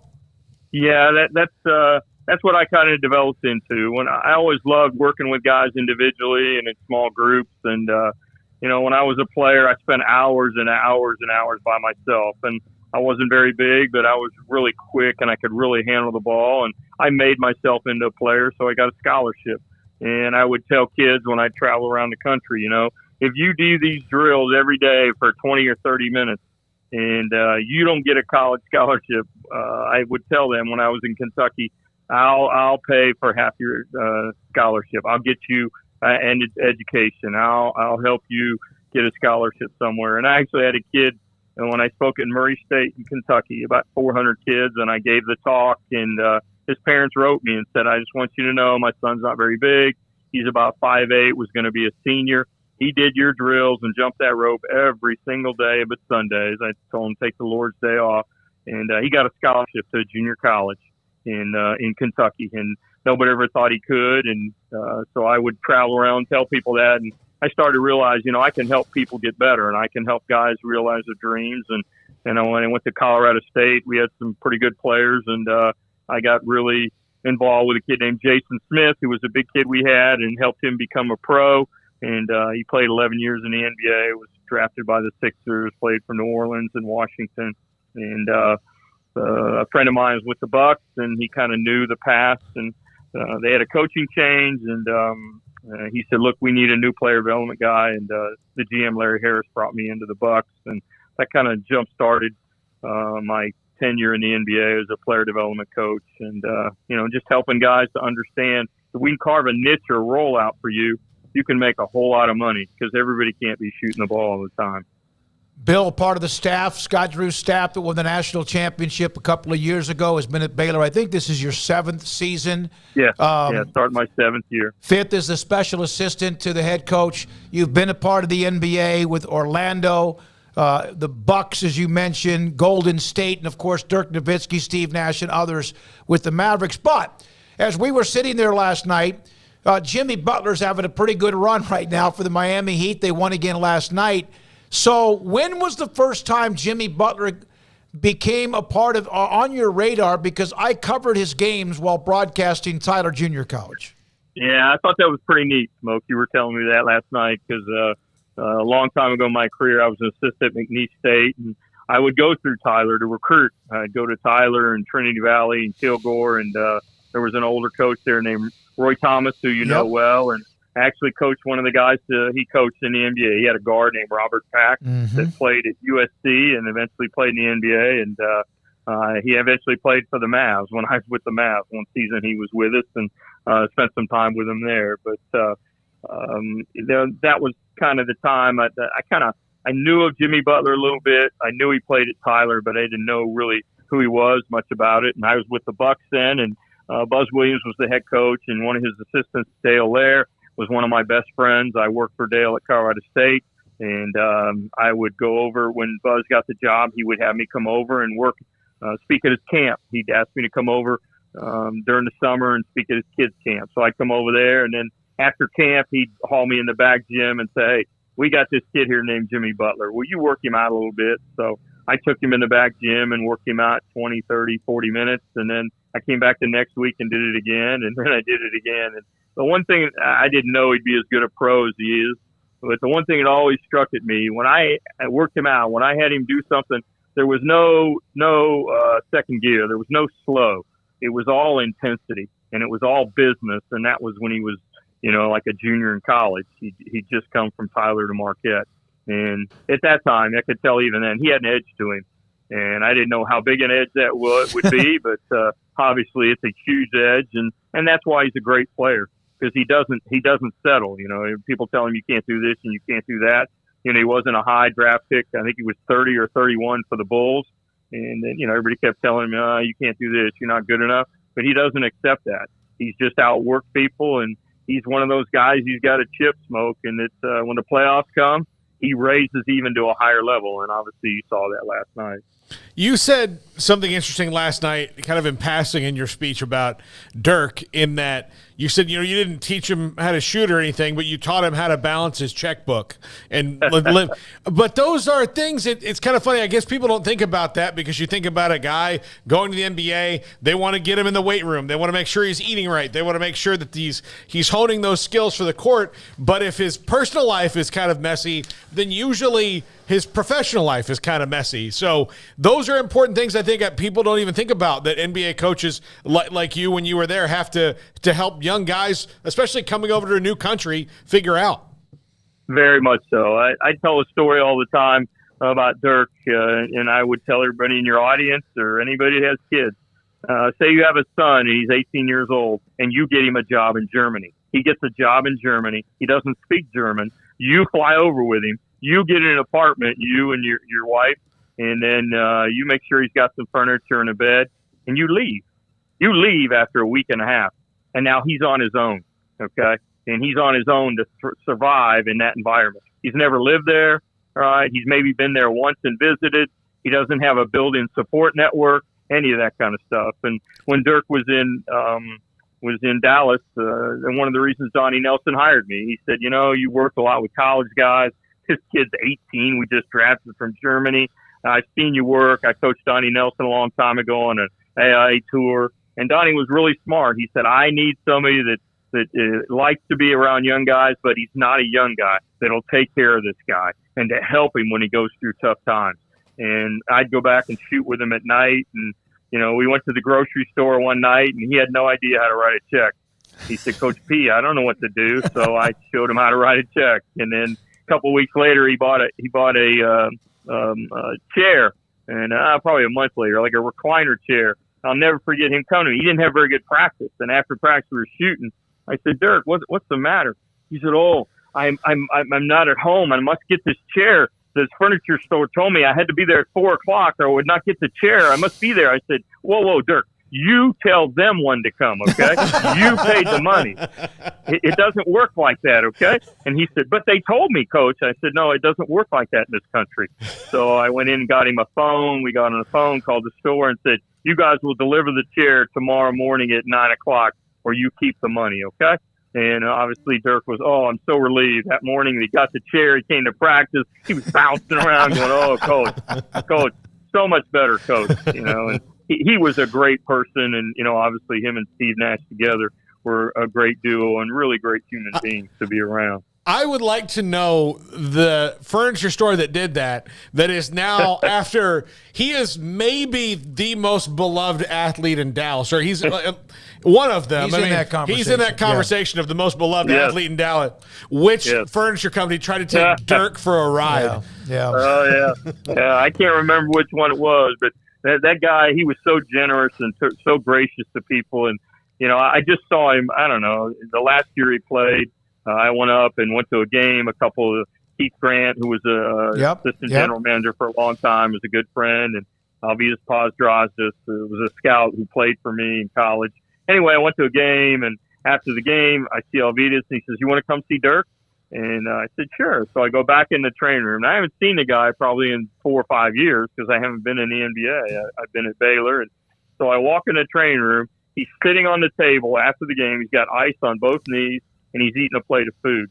And I walked in the room, and he jumped up and he screamed, "Billy P! Billy P!" And he gave me a big hug, and it was like I'd seen him yesterday. And that's the kind of gracious human being he was. And, where you visit with him, never I'm better than you, never you know who I am, very humble and down to earth. And I'm not one at all to ask for autographs. I mean, it was my job and it was business, but he autographed a picture for me of his 30,000th point that he scored against the Lakers, and I put it on a plaque in my wall in my office. And he was just a tremendous human being, and I can understand why he's one of the most beloved athletes because of how he treats people every day.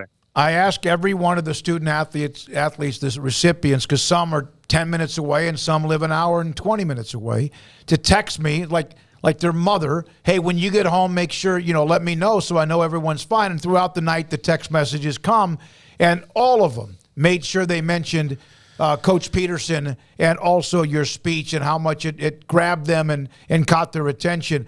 I know you can't get too much into the Baylor roster because it's fluid, but how much work is going on right now? How different is it with the transfer portal, the NIL, the NBA draft because some are eligible? How hard is it right now?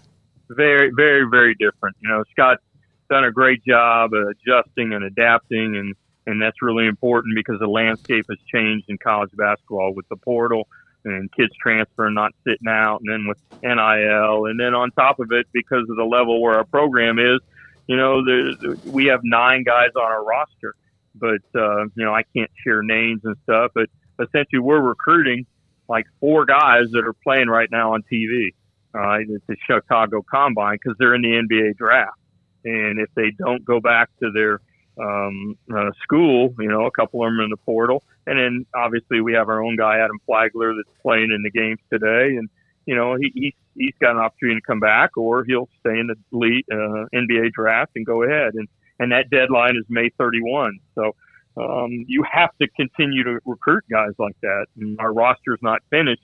It is very fluid and very moving. And we're working right now on that every day. And, it's very, very different because a lot of the guys that we're working on have just played this weekend in the Elite G League camp, and then they're playing right now in the NBA Combine. So it's just a part of the way college basketball has changed, and you have to adapt to it.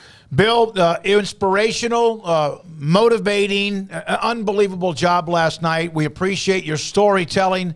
Can't wait to hear you at another engagement at some point, whenever that is. Thank you so much for your time. Thank you for sharing the stories that you shared because some of them, all of them, in a lot of different ways, were just incredible. Thank you very much, Smoak. Thanks for having me on, and Paul, great to talk with you last night. Congrats on your upcoming wedding. Oh, thank you, Coach. Thank you. Okay. Bill Peterson, Baylor assistant to the head coach, and Scott Drew with us. He was tremendous. Yeah, really was. We have just a couple of minutes here. There was one story. I want to share the story about, was it Steve McMichael, not the former Texas great or NFL player, but a guy named Steve McMichael was in high school, and he was walking down the street with some of the other cool kids. And there's a young boy on the other side of the street that maybe tried to get up on a curb and had all of, you could imagine, whatever would normally be in a high school locker back in the day, books and rulers and compass or whatever else, and he tripped and fell. And everything spilled to the ground. Then he scraped his knee, and everyone started laughing. And Steve McMichael was in the cool group, and he kept walking, and all of a sudden, he tells this story that something told him, turn around, and walk probably a little bit longer, turn around. So he turned around, walked across the street, picked up the young boy who had fallen, asked him if he was okay. His knee was scraped, picked up everything, said, can I take you home? And then, Paul, you mentioned it. The mother was working. The father had been killed in a car accident. He took him home, took care of the young kid, and eventually started sitting with him in the cafeteria. A cool kid. It was amazing, the friendship that developed. Then they went to graduate. And the young boy who had been helped without the father and the mother who worked throughout all the hours came up and grabbed him by the coat or the jacket, and it was like shaking him. Do you understand what you did for me? Do you understand you saved my life? And Steve McMichael, I think his name was, he did not quite understand the emotions. What were the emotions, Paul? Well, he was going home to take his own life. And the day that he fell, and they struck up a friendship that lasted the rest of high school. He brought him over, sat with him at lunch, and brought him into the friend group. And he said that he had no one because no one noticed him. He was one of those kids that blend in, and it was that little moment that just hang out with the kid for a little while that changed the whole course of his life. And it was really an unbelievable story. So that was Bill Peterson, last night our guest speaker, Baylor basketball, and his story as well about learning about Jimmy Butler's work ethic. It's not what you do in front of people, it's what you do when no one's around, and that was part of his message, too, last night. 421, Mickey Spagnola. Then Craig Smoak's off the radar in an hour. Roger Clemens will join us in Paul Catalina's Top 5. This is 365 Sports. Marco's Pizza. Pizza lovers get it. Marcos.com. You can go online, order, pickup, or delivery, and there are numerous code words and offers for you to get discounts on 1 topping, 2 topping, 3 topping pizzas. They have the pepperoni magnifico, where there is no space on top of the pie for you to have anything but pepperoni. Then they have the sausage magnifico, sausage everywhere. And then on top of that, the pepperoni magnifico is so popular, they started the pepperoni sausage magnifico, and they have a special for that. It is covered with pepperoni and also, not just a pepperoni sausage, like double and triple the amount on top of your pizza. Bob Mock owns 5 locations in Waco. Just a few years ago, there were none. It's the fastest growing pizza company in America, top 5 in America for pizza brands. 5 locations, China Spring, Hewitt, Woodway, Robinson, and Belle Meade, which is the one that delivers to us. Marco's Pizza. Pizza lovers get it. Automatic Chef Canteen is a full-service micro-market vending and office coffee provider with state-of-the-art vending equipment, a wide variety of products, and offering custom-fitted micro-market vending office coffee solutions for your employee break room. You want a full break room solution and a workplace oasis? Well, Automatic Chef Canteen, locally owned and operated for over 50 years in Central Texas, also includes in-house mechanics on call 24/7 for fast, reliable service and maintenance. Automatic Chef Canteen, 6900 Imperial Drive in Waco, or online at automaticchefcanteen.com. Don Humidor, your home with a 48-foot walk-in humidor with the elite cigar brands from around the world, including the #1 cigar of the year, Aging Room Cuatro Nicaragua. Plus, they have the great brands like Macanudo and Artur Fuente, Rocky Patel, Aston, and so much more. CBD, great for sore muscles, aches and pains, sleep, Vita Dreams, and anxiety, mild depression, general health and wellness. Their staff very knowledgeable on the subject. If anyone is curious about CBD, ask Carol and Ashley. Don Humidor in the Townwood Shopping Center off Valley Mills in Waco. One size fits all. That may be all right for an adjustable belt or cheap sunglasses, but when it comes to your financial needs, no one wants a one-size-fits-all strategy. Cam Heathcott, your Edward Jones financial advisor, knows that his most important goals are yours. That's why we take the time to understand your needs, knowing you. That's how Edward Jones makes sense of investing. Cam Heathcott in Conroe at 936-756-7717. Edward Jones, member SIPC.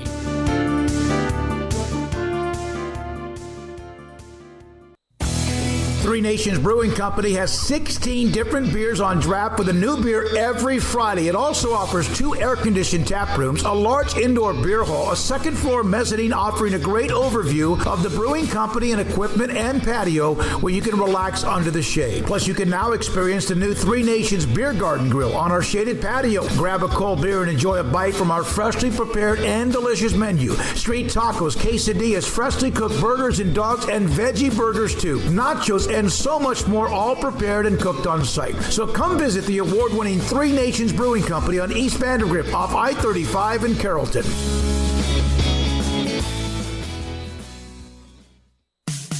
In the market for a quality metal building? Since 1943, Pioneer Steel and Pipe has helped Central Texas residential and commercial customers with metal building design, panel options, building components, and trim options. Pioneer Steel and Pipe's residential line is energy efficient, offers low maintenance, reduces insurance payments, is impact resistant, and carries up to a 45-year limited warranty. In addition, they can also help you find a metal building contractor for your project. Pioneer Steel and Pipe with locations in Waco and Bryan and at pioneersboys.com. Boozers is the wedding ring store and more. If you're ready to get engaged or already married and want to upgrade your wife's ring for a special anniversary, Boozers is the place to go. With the largest selection of premier quality diamond engagement rings and wedding rings in Central Texas. They have 7 cases with over 300 styles of rings from top designers like Natalie Kay. Choose from yellow, white, or rose gold, plus beautiful top quality loose diamonds. With an in-house jeweler, they can also custom make anything you want. Bring in a picture or drawing and let Boozers create your one-of-a-kind pendant or ring. They can even use some of your old gold and diamond jewelry to create something new. At Boozers, you'll find a great selection of quality timepieces, and Boozers is the place for expert watch maintenance and repairs too. They specialize in expert Rolex watch repair for fine jewelry, watches, custom work, and more. Go to Boozers on Valley Mills and Lake Air Drive in Waco. Boozers, the wedding ring store and more.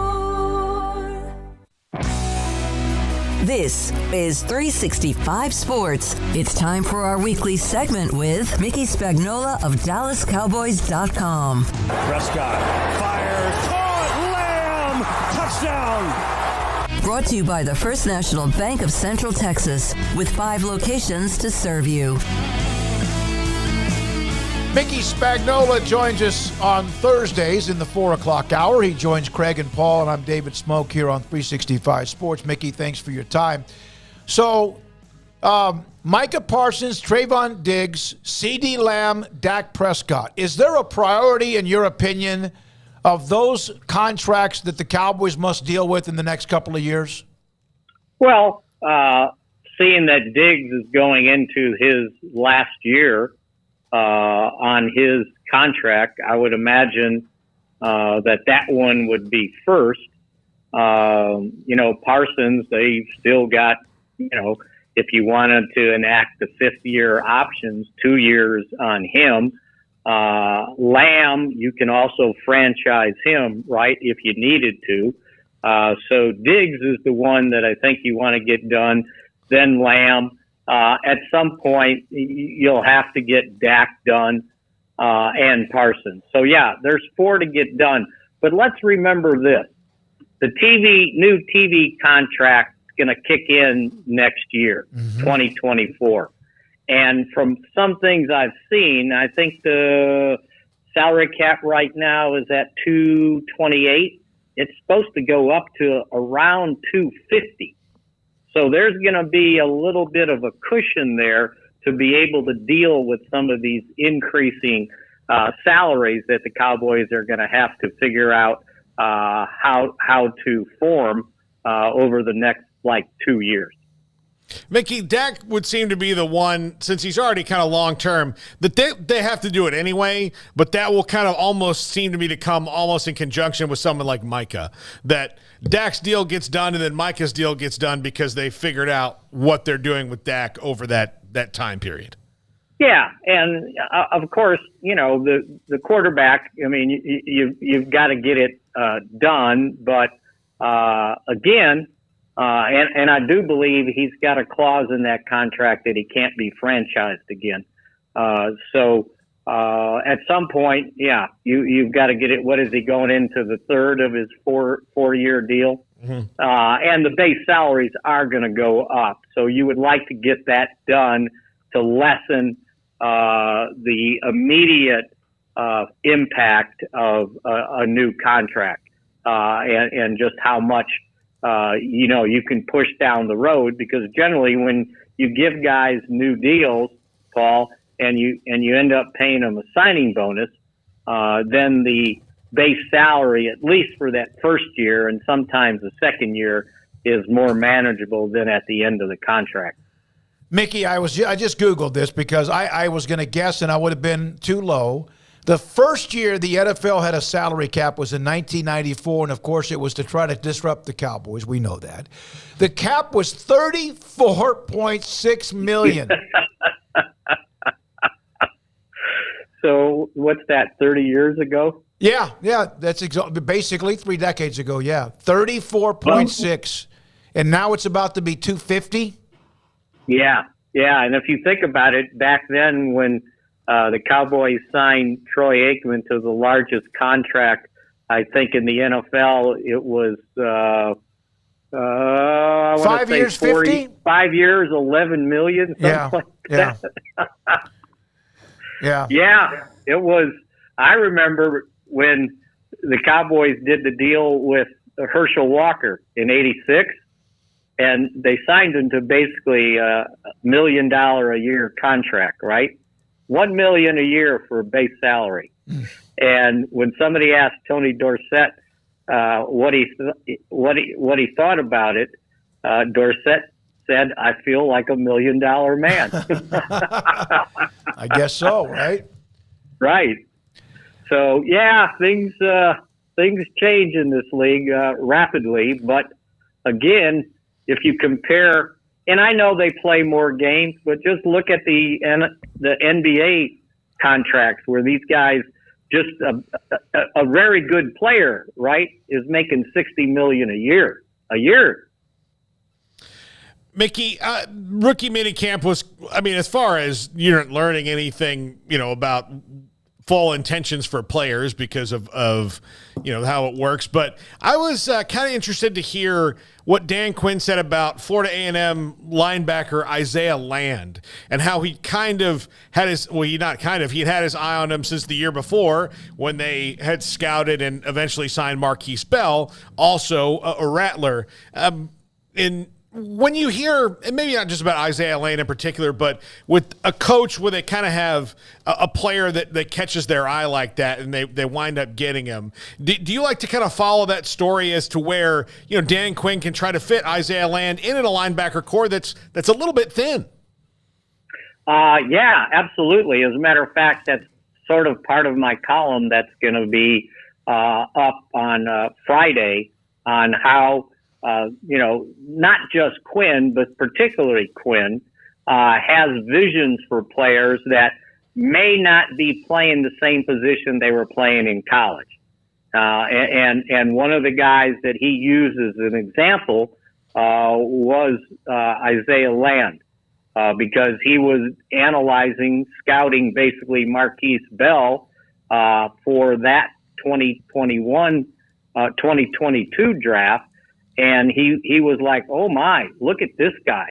Look at his size, his length, his speed, and his ability to make plays. Now, he was playing defensive end at FAMU, and, you know, he's doing it at 6'4", 215. And he led the FCS in sacks his junior year with 19, right? And it caught Quinn's eye, and he was thinking, oh boy, what kind of vision could I have for this guy? 6'4", 215. They got him playing with his hand on the ground. Well, what if I put him at linebacker, knowing he can rush the quarterback? And oh, by the way, think about what they did with Jaron Kearse playing the big nickel type linebacker at about the same size. So they had an eye on this guy, and he said he remembered when he was at the combine this year, he called Marquise Bell and say, hey, what's up with this Land guy? And he said the answer from Marquise was, he's a dog. And so right away it was like, all right, he may be a defensive end, but boy, could he be a pass rushing linebacker, sort of in the same vein as Micah Parsons. So yeah, you know, Quinn keeps a keen eye on what guys can do. Another guy that he had a vision for was their 4th round pick, Junior Fihoko, defensive end at San Jose State. But, you know, he was a defensive end in a 3-4, and I'm sure when they went to nickel, he was an outside defensive end in a 4-2 formation. But when I first saw his highlights, I said, this guy looks more like a 3-technique defensive tackle. Well, during the mini camp when talking to Fihoko, he basically said, yeah, Dan Quinn said that, yeah, we'd like to try you at both defensive end, but also as a 3-technique defensive tackle. So he has a way of seeing things, I think, on the defense. You know, and one of the things he pointed out, you know, I mean, we saw what he did with Jaron Kearse. They did kind of the same thing with Israel Mukwamu. And then last year, if you think about it, when we were in training camp, Deron Bland was an outside cornerback. But Quinn said, we saw something in him that we said, you know what, we need to try him behind the scenes in practices working in the slot. And sure enough, when Jordan Lewis gets hurt, Bland moved into the slot and played awfully well there in his place. So, yeah, he's always kind of tinkering. And it's not just him. They've done it on offense with tackles playing guard, centers playing guard, going back to center. You know, if you think about the receiver position, or, you know, right now with Lamb, along with Brandon Cooks, they could play inside or outside at the receiver position, both of them. And the versatility that we've seen at running back, you know, guys are running backs, but they're also kind of receivers. Debo Samuel, Christian McCaffrey, guys like that, Elvin Kamara. They're also pretty good receivers, not just running backs, or not just receivers, but good running backs. So I think, and you guys might see it in college more than maybe I pay attention to, that basically guys are looking at athletes and saying, this guy's a football player. Now, how do I get him on the field? And I think that's been one of the philosophies of late here with the Cowboys. Mickey, I have a question, and Paul may have another follow-up. We appreciate your time as always. When a player gets a signing bonus, whether it's a 5th-round pick, it may be $120,000, or if it's a high-round pick where it might be over $1 million, whatever it might be. And I know this seems like it would go directly into their bank. However they do that, there's no levels of it is broken into 1 or 2 payments. Is it all at once? And if the player all of a sudden just forgets to show up or doesn't want to play or has some sort of a reason, do they have to return that signing bonus? They can, like a rookie? Yeah, like if they've never made the team, they got $300,000 signing bonus. It's directly to them. That's it. But let's say they don't make the team. Do they still get that? Or if they just, something happens, they decide to go AWOL, do they have to give that money back?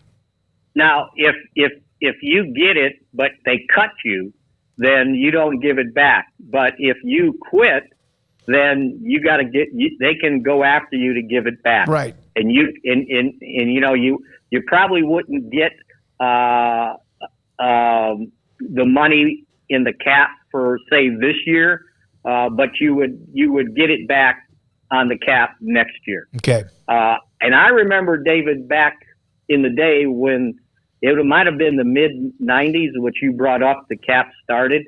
I remember that, they never would sign these guys to the last minute because they didn't want to pay them a signing bonus. I remember one year the Raiders drafted someone, and the guy, unfortunately, was killed in a car accident before the season started, or before he even went to training camp, and the NFL charged him for the signing bonus. Good Lord. Yeah. So that was one reason why they didn't want to take a chance on signing guys early, because you never knew, right? Mm-hmm. At least get them to training camp. But I hope that, answers your question.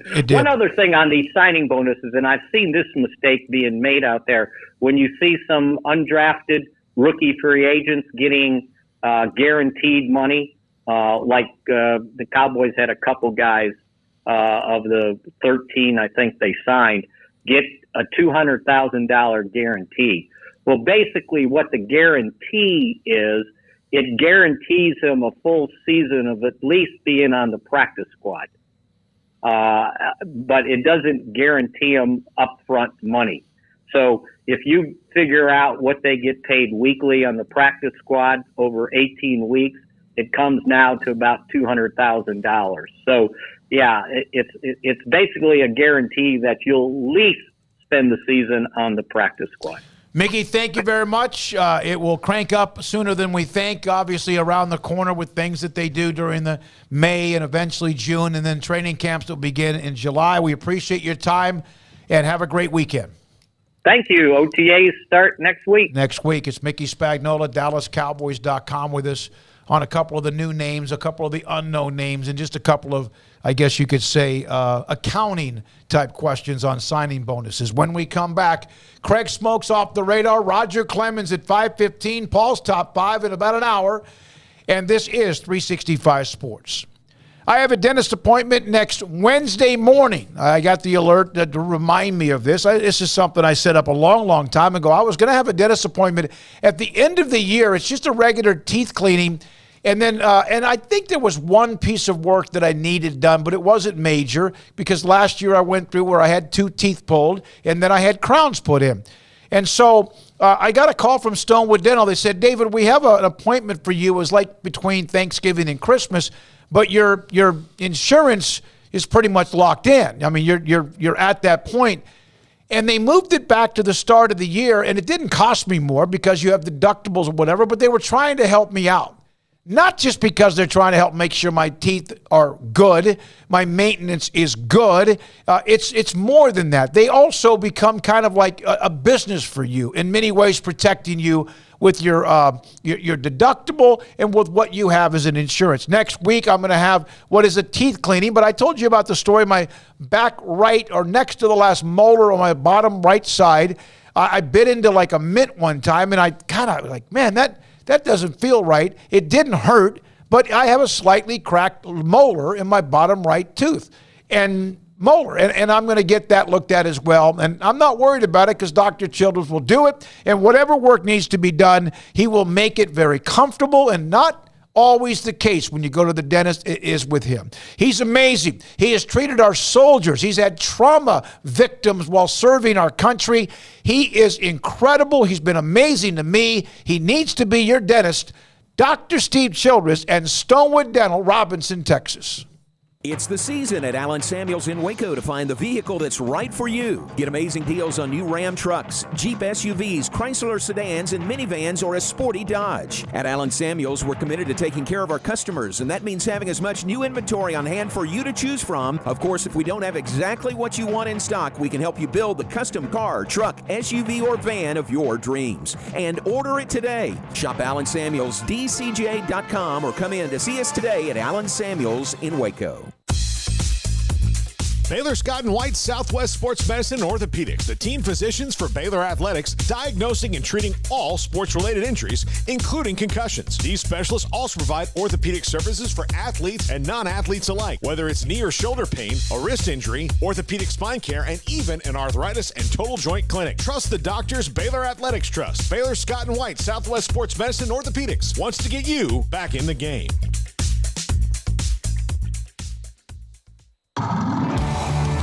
Waco Custom Marketplace is your hometown grocery store with a full-service butcher shop and bakery. Hi, this is David Smoak.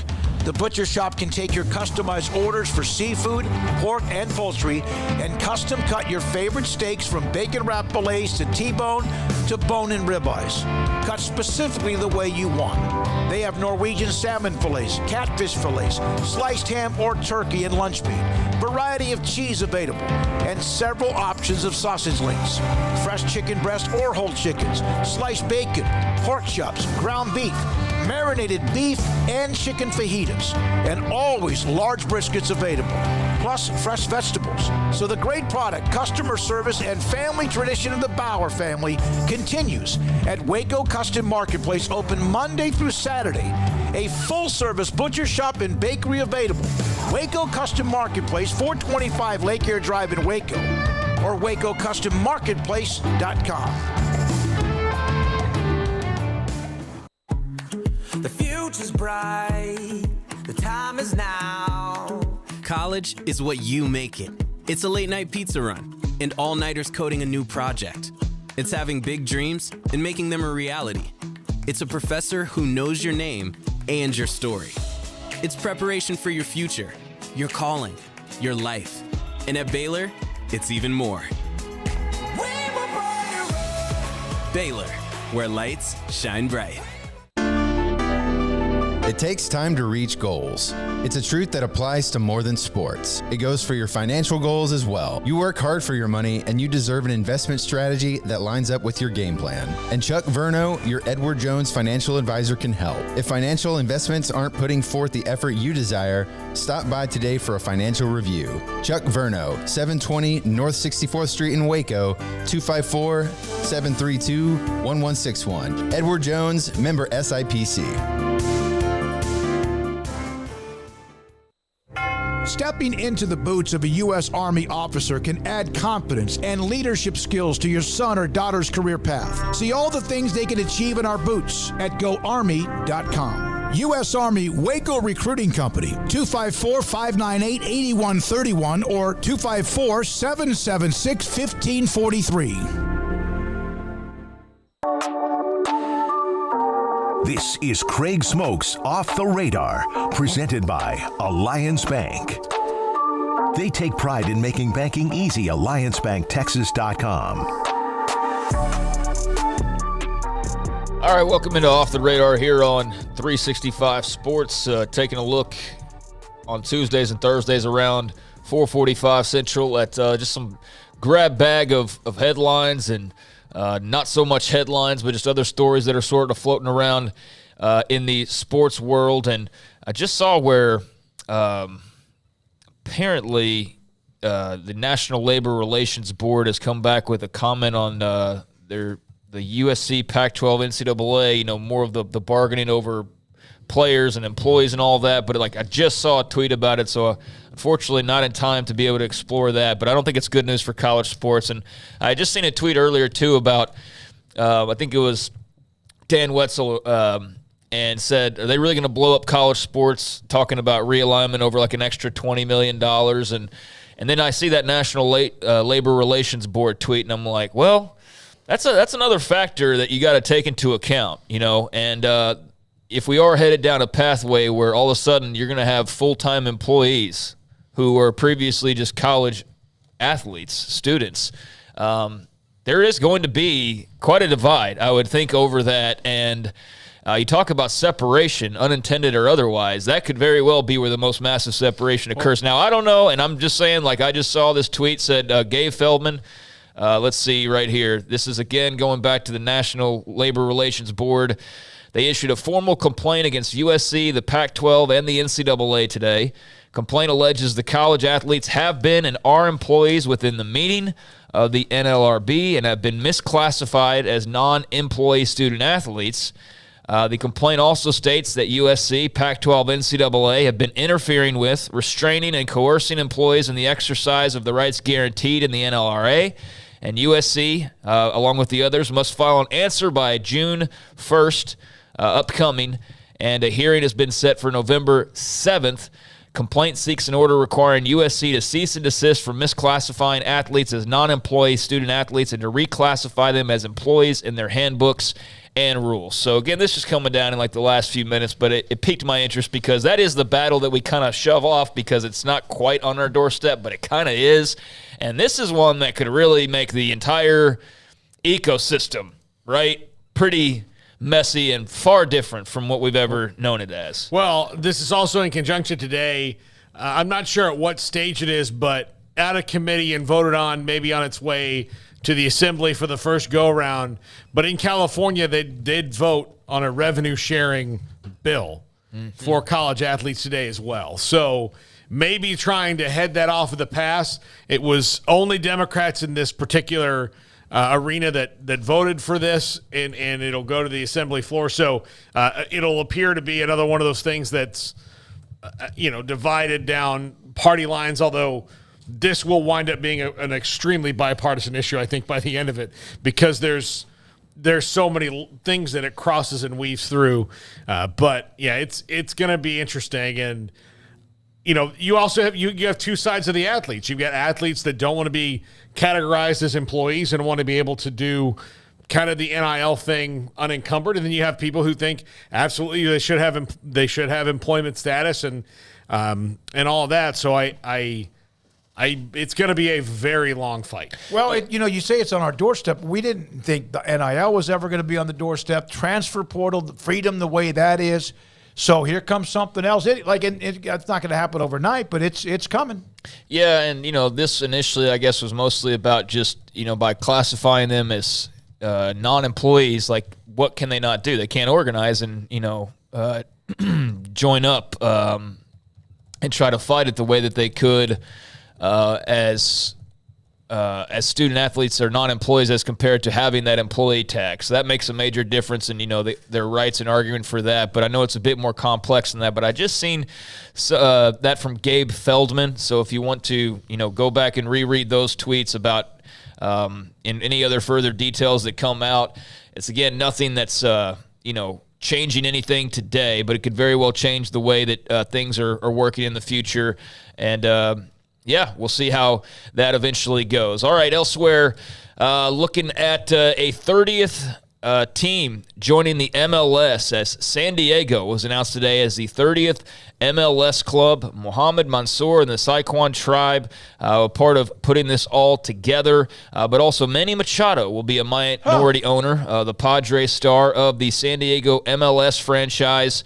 They'll pay an expansion fee, Mansour being the lead member of the ownership group, of $500 million, the most ever paid for an MLS team. And so, man, 30 teams. I mean, I don't pretend to be some big MLS fan or anything like that, or even a big soccer fan, but the league has, really ramped it up, and they will debut in 2025. So Major League Soccer announcing today that they will be adding San Diego. They'll play at the event was that was held to announce this was at Snapdragon Stadium. San Diego State, right? Yep. It'll be home for the franchise when it debuts in 2025. 35,000 seat capacity. Mansour is an Egyptian billionaire. The Saquon band of the Kumeyaay Nation, which now becomes the first Native American tribe to co-own a U.S. professional soccer team. And I mentioned Manny Machado as well. So, yeah, yeah, team number 30 for Major League Soccer will be in San Diego. Manny Machado needs to start hitting higher than 231, though, for the Padres, who are very disappointing right now. Yeah, you know what, though? Baseball players, even if they start poorly, 9 out of the 10 eventually get to where they are on average. It always works that way. If a guy doesn't hit a lot of home runs early, he'll eventually hit them if he hits 40 a year. Machado's a tremendous hitter, but yeah, the Padres, they need a little. I don't want to say juice, not in baseball, but they need a little help. Yeah, and realignment may not be as much of a big topic in pro sports, but relocation certainly is more often than not. The Oakland A's very well on their way to becoming the Las Vegas A's, but it's not all free and clear, running straight to Vegas from the Bay Area. They still plan on moving to Las Vegas, but there does appear that there is an issue that will have to be dealt with first, and it's exactly how much Las Vegas public officials are willing to contribute to the building of the new stadium right there on the Strip, as apparently public officials are, and this is all according to reports, talking about anywhere from $185 million to $200 million in funding for the A's, but the request was for $400 million. So that is double or more than double of what apparently the public officials are willing to hand over. They haven't introduced legislation that would officially start to work on the A's moving to Las Vegas, but they do have that figure in mind about as far as what they're willing to contribute. But that's $200 million short of what the team is looking for. And I guess, what could be bumped up will depend on a lot of factors. But the Oakland A's still set on moving. It's just that there's going to be a few hiccups along the way. But that will be fascinating when they do arrive. Which is scheduled to be that stadium opening in 2027. They have a lease through 24 with the Coliseum, so I'm not sure what they might do in 25 and 26. Like, do they go and play somewhere else in Vegas? I don't know how that will work exactly, but for now, still trying to figure out the funding part of the ballpark. Although, if you're going to have funding issues, I guess Las Vegas would probably be the best place to do it because you could probably stumble into somebody on the street that could help arrange a business deal that'll get you over the top, I would think. But this, I still, without delving too deep in the details, it still seems like a thing that's just, it's going to happen, right? But there's some money things to be figured out. There's always a few things that flare up. Of course. They can't stay in Oakland. And it's unfortunate for the fans of Oakland that are Oakland natives. Yes. That won't be able to just go in their own city and watch the team they love anymore. But I do think it was a very brave and bold move to look 3 different franchises in the face, in the Warriors, the Raiders, and the A's, and say, your stadium did nothing for the surrounding area in Oakland and plunged our city deeper into debt. We are not going to give you any more money. And if you've ever been to the Oakland Coliseum, it is one of the worst stadiums in the worst neighborhood you could possibly imagine. It's like a mausoleum. It's damp but the people were sold on, when you pay for this stadium, everything around here is going to get better. Yeah. And it didn't. No. So, yes, make Oakland's the billionaires pay for their own stuff. They've been in Oakland since 1968. They were the Philadelphia A's, started in 1901. They've been to Kansas City and then to Oakland, and now they're about to be the Las Vegas A's whenever that is official and they have their stadium ready.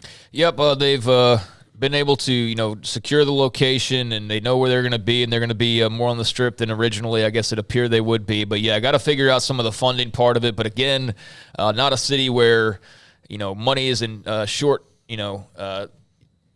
I don't know if I'm saying that, but money's not hard to find in Las Vegas. So I think with the potential, and I think they had a poll where like 2/3 of the people who responded to the poll, Las Vegas natives, were in favor of the move. So it'll get done. But right now, there is a little bit of a hang-up as far as the ballpark funding goes for the $1.5 billion new A's ballpark on the Strip that is planned. So $1.5 billion, baby, for a ballpark these days is the going rate. You have a former co-host, Craig, and we know him. He moved to Vegas to start working for a station that has Raiders football.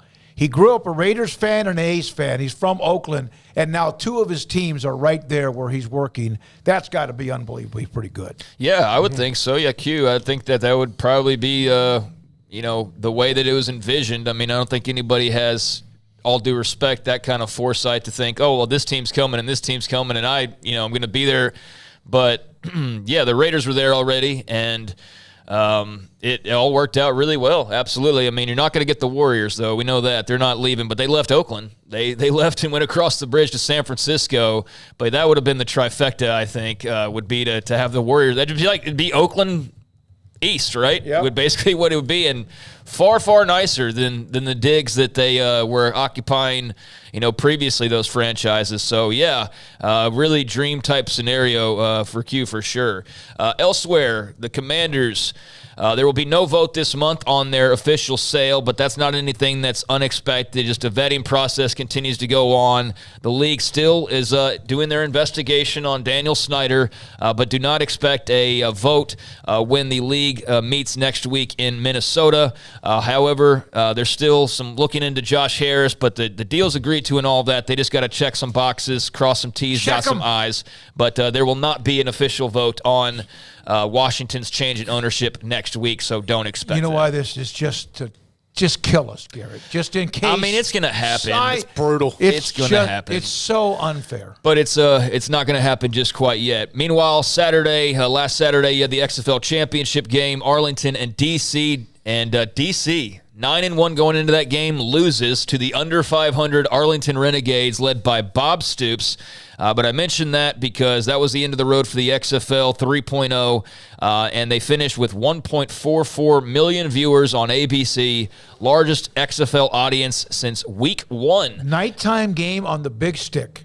Yeah, and 1.4 million, but, those numbers don't sound all that great, even though a million was kind of like that hovering line of, like, could you top a million? It felt like you were doing pretty okay. So 1.4, that's healthy for them. It wasn't the highest-rated game this year, though. They had 1.57, 1.54 for 2 games in week 1. So I don't know if that is all that great. Yeah, and they had some that were dropped dramatically, too, after things settled in. But 1 million viewers on a Saturday in May is a good thing. For a league that's not the NFL, and I don't know, Craig, you were out Monday, but we had Luis Perez, their quarterback, who was at A&M Commerce. He joined the show on Monday, and it was fantastic. I mean, and the players, they knew it wasn't a world championship, even though Luis Perez said it was.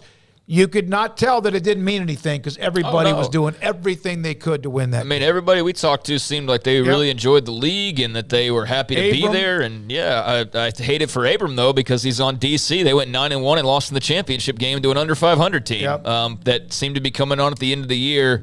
But, it seems as though those involved are happy with the numbers, even if they're not super gaudy or anything like that. 1.44 million for the XFL championship game. And then I'll just kind of leave it with this. We got softball, mind you, College World Series starting tomorrow. I just wanted to give a heads up there. Baseball obviously has a little bit more of a ways to go before they turn the page here in the next week or so. But movie-wise, have you guys seen the trailer? The Big George Foreman movie? I have not seen the movie. I've seen just a couple of the teasers, and I got to be honest, I'm a big fan of George Foreman. Had a chance to interview him many years ago. Intimidating as hell, but it looks a little bit hokey. Yeah. Yeah, it does. And again, that's just, it looks a little cartoonish. So, okay, the reason why I asked was because they've got the box office figures, and it looks like that Big George Foreman movie is going to lose money. Right now, they have made about $10 million on a $32 million budget, and I was going to get into the Nike Air movie, but I guess we can just do that a little bit later on, so there's a few things off the radar. Thank you, Craig. We'll do that in just a little bit. We're now joined by Roger Clemens, who tomorrow, 11:30, a luncheon, and also speaking engagement, the Astros World Series trophy. Yeah. Can I say something? I did say, hey, Rocket, when he answered the phone, because I've, since I've been a kid, he did respond well. Do you prefer to be called Rocket? I've heard you introduce yourself as that before. I hope I didn't overstep, Roger. Yeah, you guys are dead on. I think I answered to my nickname more than I do my regular name ever since when I was playing, and now that I'm retired, sure. Well, there's this special luncheon. You're going to be in Waco tomorrow, Texas Sports Hall of Fame, where you were inducted back in 1998. Luncheon, your speaking engagement, the Astros' latest World Series championship. Your thoughts about coming back to a place that inducted you back 24 years ago? Yeah, it's continued to grow. Great people. My foundation and my girls over there at the office stay in touch with them, and anytime we can send goodies or help them out, or in this case, I'm going to drive up from Houston and answer some questions from Bill Brown. Bill's seen a little bit of my career and covered it, and so looking forward to it. It's always a great place, and I'm going to see some familiar faces. Roger, what are your thoughts on the new rules in baseball from a pitcher's perspective? Yeah, I mean, I kind of put that in the same grouping that I would, with the analytics. I'm not on the high end of analytics or the low. I'm kind of floating in the middle part there a little bit on that. But, I've always teased people, while they're changing rules, they need to start they call it a foul pole. When the ball hits the pole, it's fair. So call it a fair pole, So I'm kind of glad the shift is gone. I think that some of the players, even on the infield, can wear the device where you can hear what pitches I'm going to throw.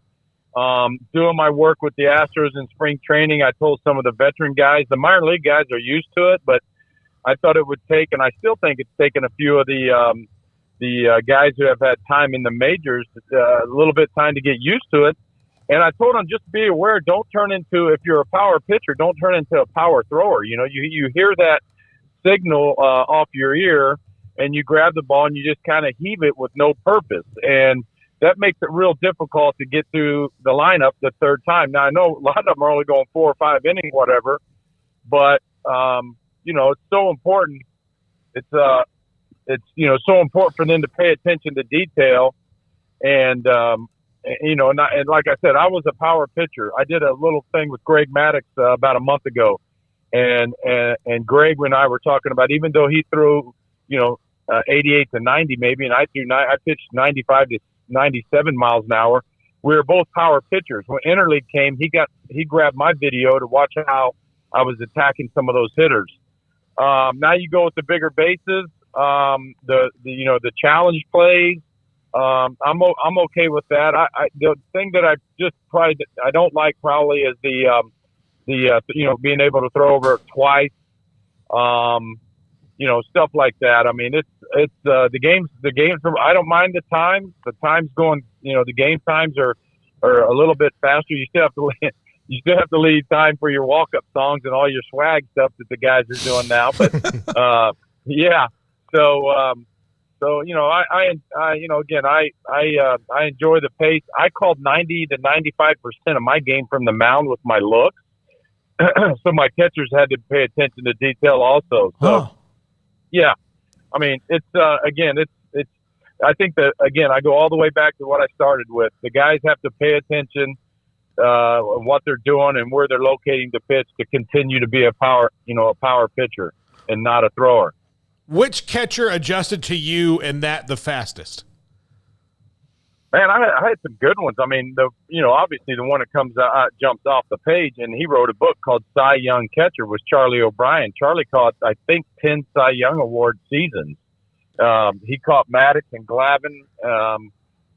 He caught, one of mine. Osmus was great. Posada was probably, Jorge Posada with the Yankees was probably the best two-way guy. Jorge could hit, switch hit, and call a beautiful game, and he trusted his hands. We would tease some guys, quit having windshield wipers back there, really trust your hands and things of that nature. So just, trust where, it's the same thing that I told the AAA, the guys that are on the major league roster in spring training, is that if your catcher's asking for you to get a ball to the right or left part of the plate, you should be able to get that baseball within 1 or 2 baseballs of where he's asking for it. I mean, that's how precise and good these guys. Now, you throw that out the window with your closers or your relievers. They're coming in with high octane. Everybody, most back in the bullpen guys are all throwing 100 miles an hour. You do make mistakes throwing that hard. You can leave a ball in the middle of the plate, and if you do, guys in the big leagues can put wood on a bullet. I mean, it doesn't matter how hard you throw. You still got to locate. But, most of those relievers will come in, and their mechanics are such. I kind of relate it to maybe the listeners will understand, to like a blender if you took the lid off of it. They're coming at you with elbows and knees and all kinds of violence coming at you. So you got to stretch those guys out a little bit. So it's just it's just cool stuff, part of the game if you're a student of the game, paying attention. How much of what you mentioned the look, but how much of your on the mound did you try to intimidate people? Well, intimidating is winning. I did a round table sit down deal, kind of like I'm doing tomorrow at the Hall of Fame. I did it with the great Jack Nicklaus, and we got 2 or 3 questions from the audience about being intimidated. Jack was intimidating. Jack told the story about when he went up against, came out and winning and doing very well against Arnie. Nobody really liked him too much because he was beating Arnie, but around the golf course. But Jack leaned over and said, "You know what makes you intimidating, right, Rocket?" I go, "No, sir." He goes, "It's because we win." And he's exactly right. You can throw 100 miles an hour and get knocked around and back up bases. So I was a power pitcher. So when I didn't have 95, 97, I was sitting at 91 with a good split. I was still trying to figure out, how to get to the 7th inning. That might sound crazy now because most of these guys are going 4 or 5 innings and then coming out of the game. But that's part of intimidating. I made when you pitch inside, I had to learn to pitch inside right out of the University of Texas when I got to Fenway against people like Greg Luzinski and Dave Kingman and Don Baylor and Carlton Fisk. I mean, if I left the ball over the middle of the plate there, it went a long way over that green monster. And those guys were, very, very intimidated. They stood on the plate, but you pitch inside to make a 17-inch plate a 24-inch plate to expand it and make guys feel uncomfortable. Again, there were times when, you're going to miss, you want to miss inside and you're going to hit guys. And then of course there's the crazy times when something's going on within the game on the professional level and you got to clean up a game, but that's a whole different subject. Roger Clemens tomorrow, 11:30 at the Texas Sports Hall of Fame, a luncheon, a Q&A, and then also, again, the Astros World Championship trophy from last year will also be on display. Roger, the Yankees dynasty that you were a part of, that doesn't happen as much anymore. I mean, they've got good teams that hang around. That the Astros, have been good and won a couple World Series now, but how special was that to be a part of, and do you look back and realize how hard it was to do, even with as good and stacked as that roster was? Yeah, you hit it right on those. We had an all-star just about at every position. Our manager, Joe Torre, Joe just filled out the lineup. I mean, again, we policed ourselves, had all-stars at just about every position, and what Joe did famously, as far as I'm concerned, he handled our personalities great, and he handled the media in New York and the surrounding area. If somebody went below the belt or something like that, he'd address it. And, it's special when you're able to win and then you have high expectations. I felt that way again, coming out of the University of Texas, playing for Coach Gus. We rebuild, we didn't reload. I mean, we reloaded, we didn't rebuild. And, with the Yankees and really baseball in the East, the Red Sox, it was get to the playoffs and win 11 games, or it is a little bit up there. A huge disappointment, actually. And so, I was fortunate. I got to play for some wonderful teams, had some wonderful players. Even when I retired the second time or whatever, coming out of retirement, it was a joy for me to pitch those 3 years in Houston and play alongside, guys I was watching like Bagwell and Biggio, Lance Berkman,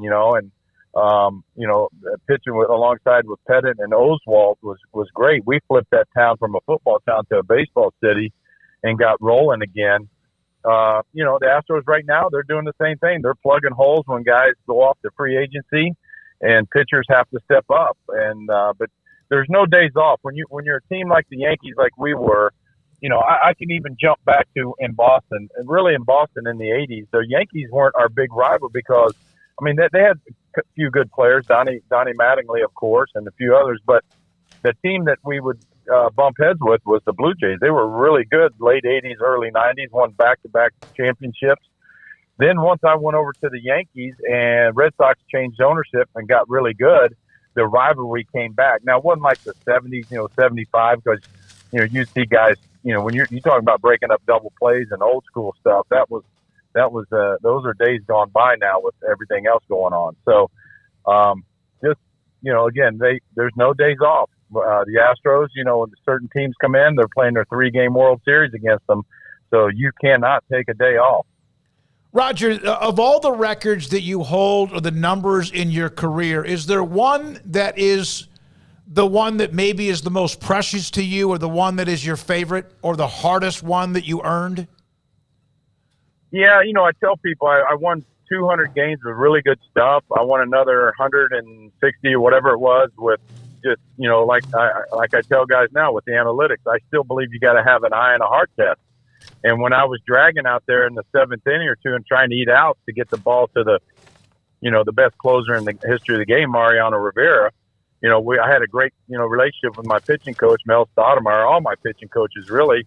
And we would start to eat out. I'd say, all right, let me get back out there. Don't pull me just yet. But I know if the first guy gets on by a walk or base hit, whatever, I'm coming out. So it made my warm-up pitches even more intense. The game that there's a playoff game against Seattle that I almost threw a no-hitter. I think I punched out 15 or 17 guys. My boys always say, Dad, that was the most electric stuff you've ever had. Probably what changed my life as a professional player was my first 20 strikeout game in 1986 against the Mariners. I proved to my teammates that I was healthy. I think I started year 14-0. But I proved to my teammates and everybody that I was healthy, and it led to a wonderful 1986 championship season. Roger Clemens, tomorrow, 11:30 at the Texas Sports Hall of Fame. Luncheon, Q&A, and also, as I mentioned, the Astros on display, the championship tickets, walk-up tickets. There are a handful available at $125 a piece. Paul? Do you think the pitch clock is causing some guys to get hurt because they're not used to it yet? No, I don't think that. I think it's crazy that I watch how many guys are tightening up their forearms and hands and everything else when they get the baseball from because I think some of these balls are, I don't even know if they put them like in a dry eraser like they do the NFL footballs and get the film off of them. But I see these kids just grinding their palms on their hands on the ball, trying to get that leather and get the shine off the ball. I don't think that the speed clock's doing anything. Again, I don't like the disengagement rule. Back in the day when they made us finally come to a complete stop, change of direction with your hands as a pitcher, it almost helped us because we were able to control the running game a little bit better. I don't think it's causing anybody to get hurt. I think, again, you just have to really have to be a student of what you're doing, have a game plan going into the game, whether you're working off your fastball. As you can see on TV now, they kind of pinch you east and west, but north and south. They give you the top of the strike zone now, the high strike, which I'd have loved, featuring a four-seamer up and then a nasty split down, really to jog the eye level of the hitter. Same thing that my oldest son, Kobe, was minor league player of the year for the Astros. He's teaching now. And we've really stressed from 7-year-olds to minor league guys that come to the house to throw in our indoor cage a great changeup or a split. That makes the world go around. If you have a changeup that you can throw at any time, it's a great weapon to have in your back pocket. But again, I can't stress it enough, guys. The minor league guys, we talked about it. The big league guys, we've talked about it. About you hear the signal in your ear or whatever, you see the sign, and you may feel like you're rushed a little bit, and you grab it and you just throw it with no purpose. And some of the guys can survive because they have electric stuff. I don't know if they'll survive the second time through the lineup, or for sure the third, because they haven't figured their way how to navigate their way through a 2.5 hour, 3 hour ball game.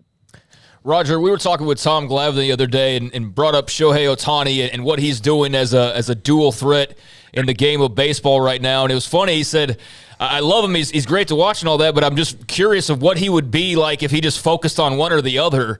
I was just curious from your standpoint, what you think of what he's doing, the history that he's making, and just in general as kind of a B-side of that question. Who are some guys in today's game that you enjoy watching?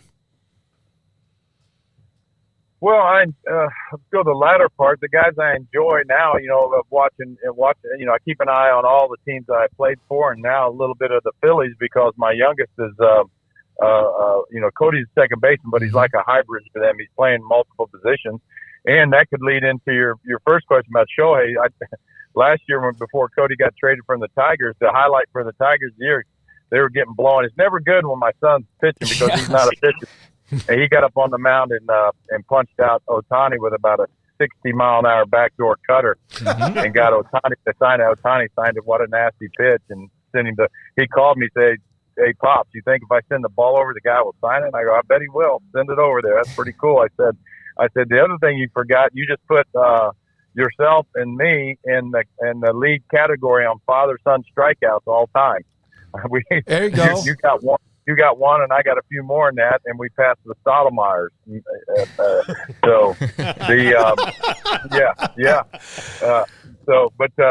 Ohtani. He's awesome. I mean, he's so much fun to watch. Must TV. That at bat in the World Games against Trout was awesome. It's very difficult to face your former teammates, let alone your current teammate at the time. And I just think it's amazing what he's doing.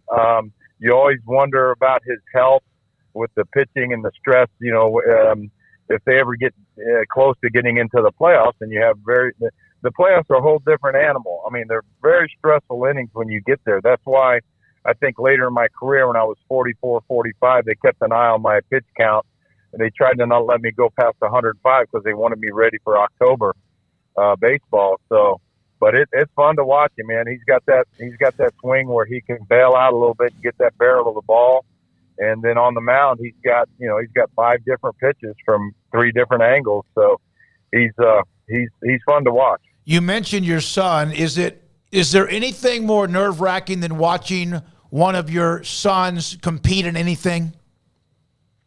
Yeah, no, they're hitters, so it's easier. I think if they were pitchers and they got on the mound, I'd be a little edgy, I think, because I know how difficult that is. But they always mess with Dad. They say, "Dad, if I ever bring anything up about hitting," they said, "Hey, easy does it. The only thing you were good." They go, "You are a good bunter." And then I have to remind them my average. I said I was out hitting 2 of the Astros at one point. I think I was hitting 228 when I was in Houston. 2 other guys were hitting below that. So I said, "Hey." I told Phil Garner, our manager, to bat me 8th one time, and our catcher heard that, and he ran out and said, "If I'm batting 9th tomorrow, I'm retiring." I said, "Well, get your speech ready." Right. But, no, the boys, it's fun watching them. I tell this is for the moms and dads out there. We just did an event, a charitable event at the house the other night, and they were asking about pressure and, pitching in game 1 or game 7 of all the World Series and this and that. And I said, that's not pressure. I said, I'll give you what pressure was for me is, I would come home on an off day and I'd have to go out to one of the boys' kids pitch game where they were 6 or 7 years old. And I'm doing the dart throwing, as I call it. I'm doing the dad's pitch. And, you get 6 pitches. You got to hit the guy's bat at some point. You don't want to punch out 14 6-year-olds. And you're throwing the ball in there, and you get to pitch 5, and you still haven't done it. Pitch 6 comes, but right before you're throwing it, one of the moms in the stands yelled, "Come on, you're a professional. Throw my kid a strike." Wow. Jeez. Yeah. And that's pressure. I keep telling people that's pressure. Roger, you're about to be where you were inducted in 1998 into the Texas Sports Hall of Fame tomorrow for this luncheon. And the story is there about the Baseball Hall of Fame. How much does that register still with you that you're not in it? Yeah, it doesn't really. I mean, after year 1, when it seemed like it was more political than anything. And like I said, I was fortunate. I don't think, like I said, at this point, we haven't really paid attention to it since year 1. And you have zero control over it anyway. So all you can do is go out and have the career that I had. And it wasn't a factor when I was playing. It didn't change me one bit now. The people that are close to me and look at facts, like I tell people, you only have to be able to read past the 3rd grade to understand. And again, I played, I think that year 1 or whenever it was, like I said, my first couple of years out of Texas, it was a generational change in our family's life. I was able to take care, my pops died when I was 9. I was able to take care of my mom and grandmother and help out family. And then once I got my feet established in Major League Baseball, it was about winning championships again and getting to the playoffs to win. So that was the most important thing. Rocket, I can't let you go without telling the story. I grew up in Fort Myers, Florida, and it was 1992, I want to say. And the Red Sox were there at City of Palms Park. I went to school at St. Francis, right down the street. We had season tickets. It was a Friday. You and Nolan Ryan were making a spring training start against each other, which was. So it was very exhilarating for me to get to go, but it was Friday. It was a Friday afternoon, and I had school. My mom was a teacher in the school. My dad snuck me out. Like, he went to the office, took me out of school, and brought me over.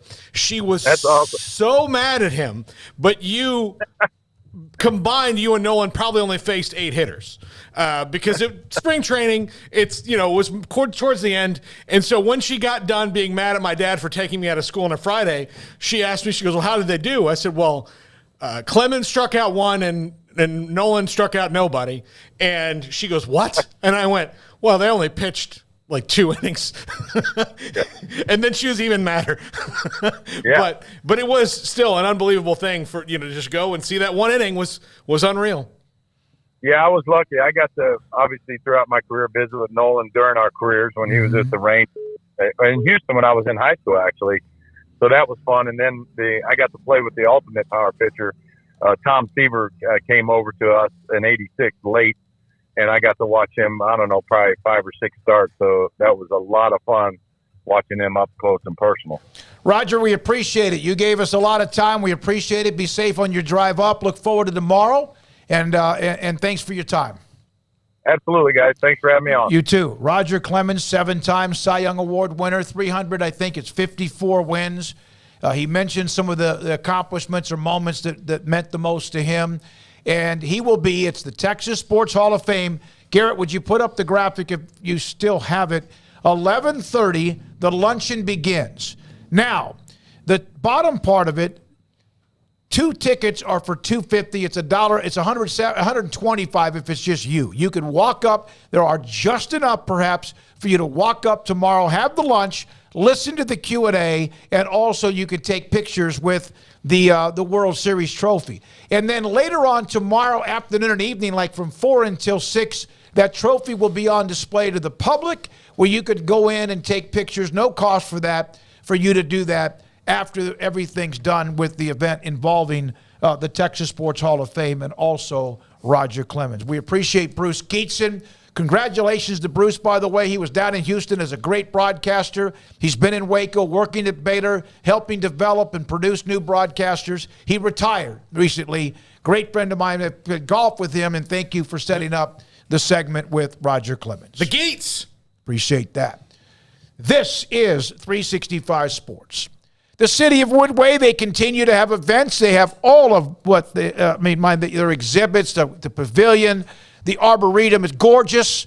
Right now, the landscaping around their pavilion and more is just fantastic. With all the rain we've had and the flowers and the bushes and the trees, it's just fantastic. Their next big event, scheduled for July 19th, and that doesn't mean they won't have a few others. They had the mother-daughter, grandmother-daughter, lunch last Saturday. Acoustic night featuring Thomas Zobra, Gabe Lee, and Caleb Cottle. It is July 19th at the Carling Bright Arboretum at Whitehall Patio. Gates will open that night at 5:30 for an evening of stories and songs. Parking available at the Pavilion, at the Arboretum, Woodway City Hall, which is across the street, and also the Woodway Family Center, and they're renovating even that at this particular time. 5:30 until 10, it is the acoustic night, an evening with stories and songs, and it's at the Carling Bright Arboretum, July 19th. For more information and ticket information, go to discoverwoodway.com. In our logo and advertising, we say we are people that you can count on. What does that mean? It starts with providing a quality vehicle and quality service at a fair price. But it also means we do what we say we will do, and we treat people fairly with respect. It starts by hiring great people, good local folks who work hard with a caring attitude. Our employees are the real reason we are people that you can count on. Put us to the test and see for yourself that at Richard Carr Motors, we are people you can count on.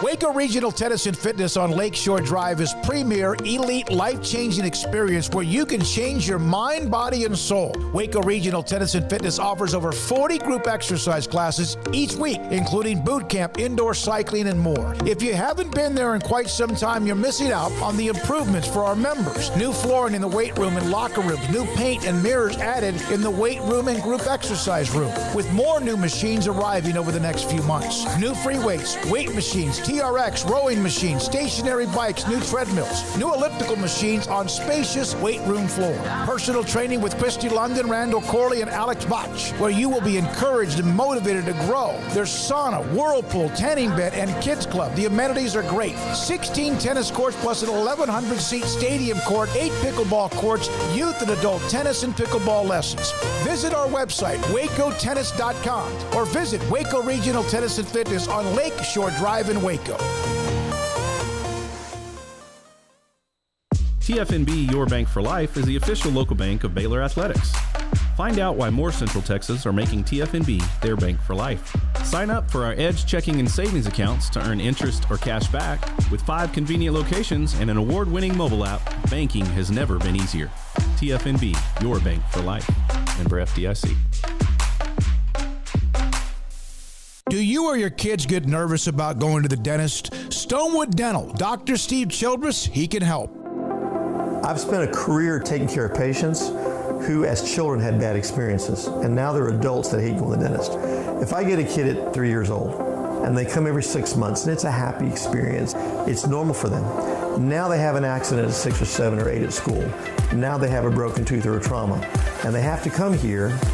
They're used to lights, they're used to water in their mouth, they're used to experience, they already trust us. It's amazing what we can do with that kid without it being a negative thing. But if I see a 6 or 7 or 8 year old that's never been to the dentist, and now they have a trauma or an unfortunate unexpected toothache, it's harder to do that for that kid and it not be somewhat of a negative experience. So bottom line is I try to teach kids and adults and teenagers and everybody the way I'd want my family treated, which is where it's a necessary part of life. You just take care of it. It doesn't have to be that big a deal. Learn more, stonewood-dental.com. Parenting is full of surprises. You never know what to expect. So after our son was born, I called my Texas Farm Bureau insurance agent to set up a life insurance policy in case something happened to me. Sawyer is now 2. And we'll soon have a sister. There's no one else I would trust with protecting my family. Stop by and see our agents at one of our 3 McLennan County locations. Coverage and discounts are subject to qualifications and policy terms and may vary by situation. This is 365 Sports, powered by SicEm365.com.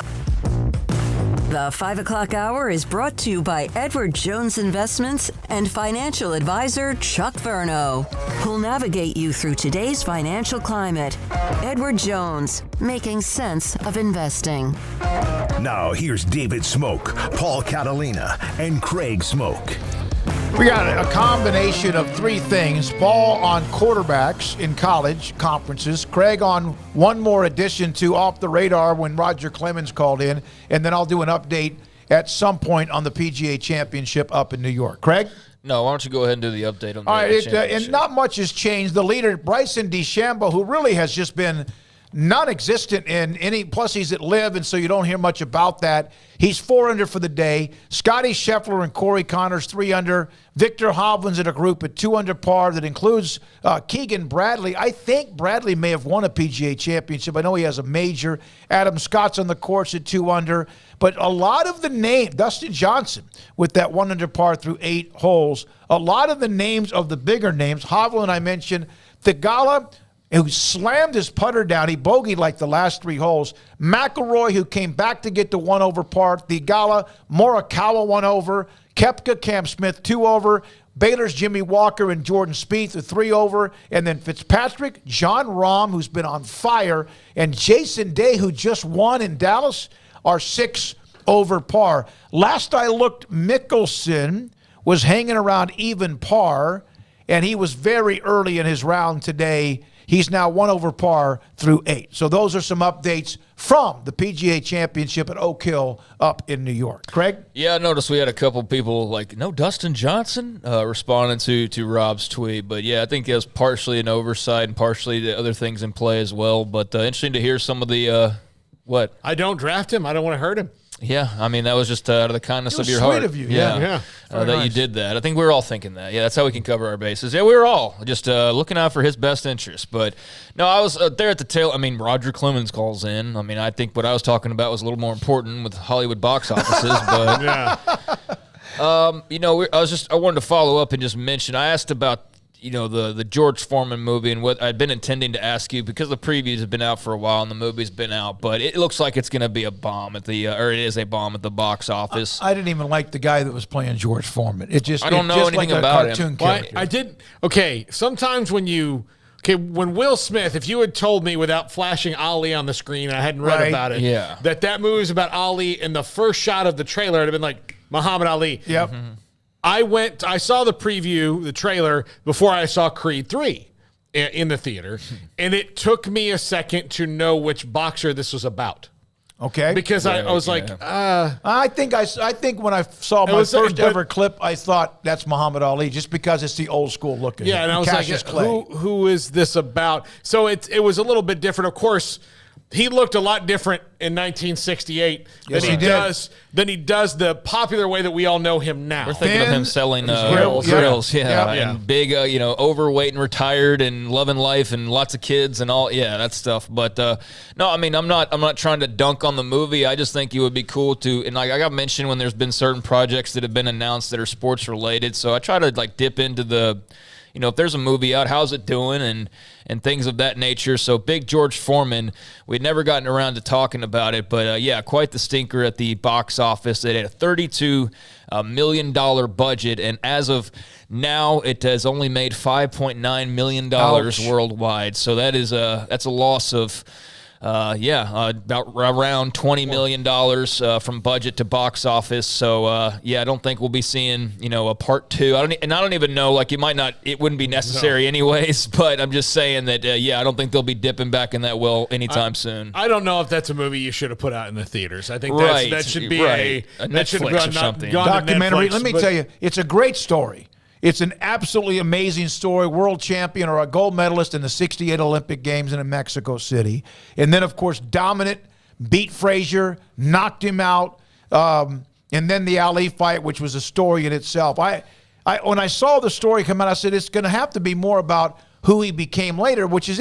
And it just did not register with me. And I love boxing still to this day, not as much, but I still love the history of the game. And there's never been a good movie made about Joe Frazier, who's your favorite. Yeah, and it would be a great story. Yeah, it would. Yeah, I think. But Ali's going to bring name. Ali is the Cowboys. He's the Lakers. He's the Yankees of boxing. But this also had very limited release, so I don't know how much interest there was in it to begin with. It was released here in the U.S., it was released in the UK, South Africa, UAE, and New Zealand, and that's pretty much it. So, a small budget, not a lot on return, and not a lot of theaters or a lot of places around the world. So, don't know all the exact reasons behind that, but it probably would have been better suited to be like an Apple movie or Netflix or whatever. So, I don't think that that was, what they were hoping for. It just seemed a little bit cheesy. It kind of reminds me when I saw the Kurt Warner movie, the trailer for it. I was just kind of like, I don't know. And, I think there were some people that watched it after the fact and really liked it. I never went to that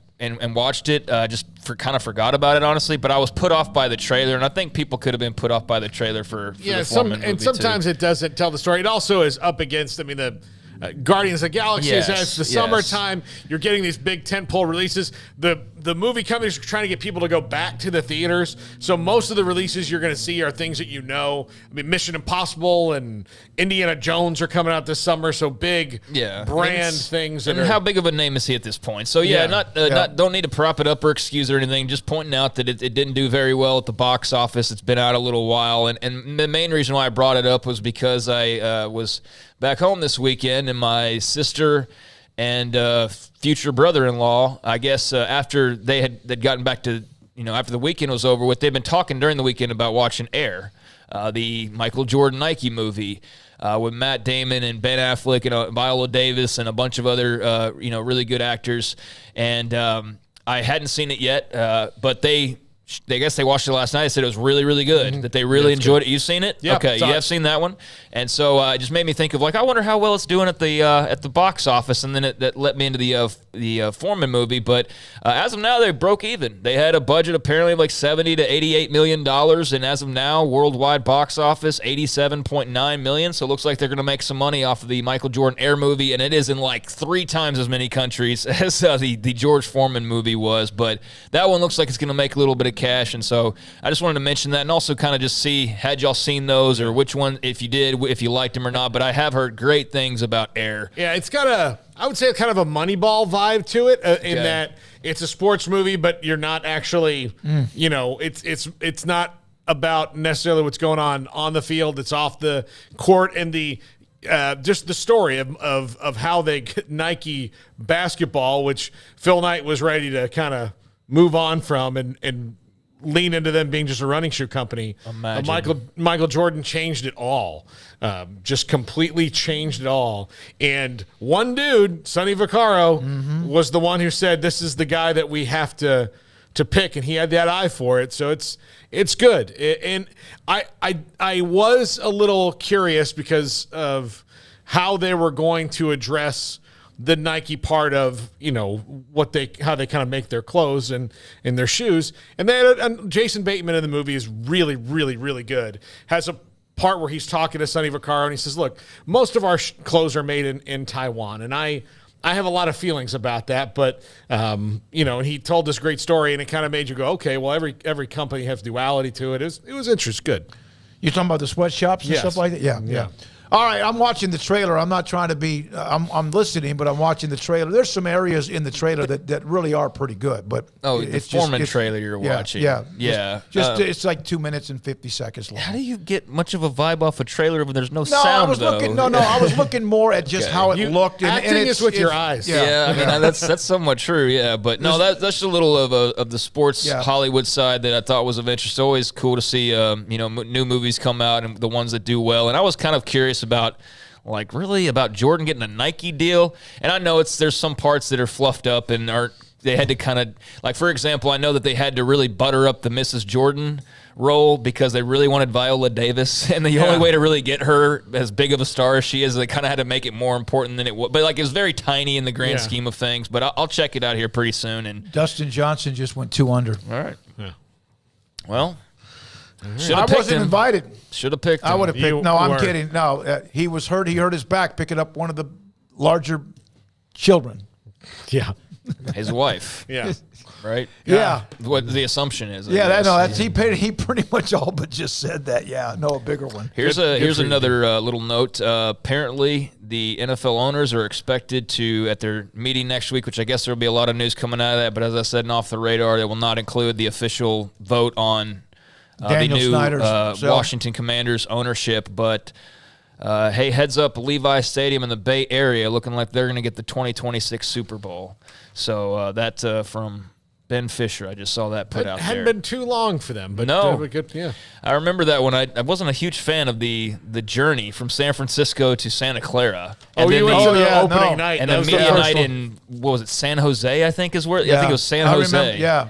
You're right, and it was all over the place. And I remember driving out there. Remember Snoop Dogg did that flag football game for the Wounded Warriors. Yeah. The amputee game, that was a Saturday, so it was no problem. But yeah, it was kind of spread out all over the place. The highlight of my trip to San Jose for the one night only that I've ever spent any time there was seeing the San Francisco Cow Palace on the way there, on the side, like just driving by it. That was legendary to me to see the Cow Palace. But outside of that, not a lot to remember. Sir blah, blah, blah, the Kurt Warner movie was better than I thought. That's what I heard. Juan M. Air is good. Okay. Thanks for the feedback from you. We appreciate that. And then Michael Pressler, old Smokey.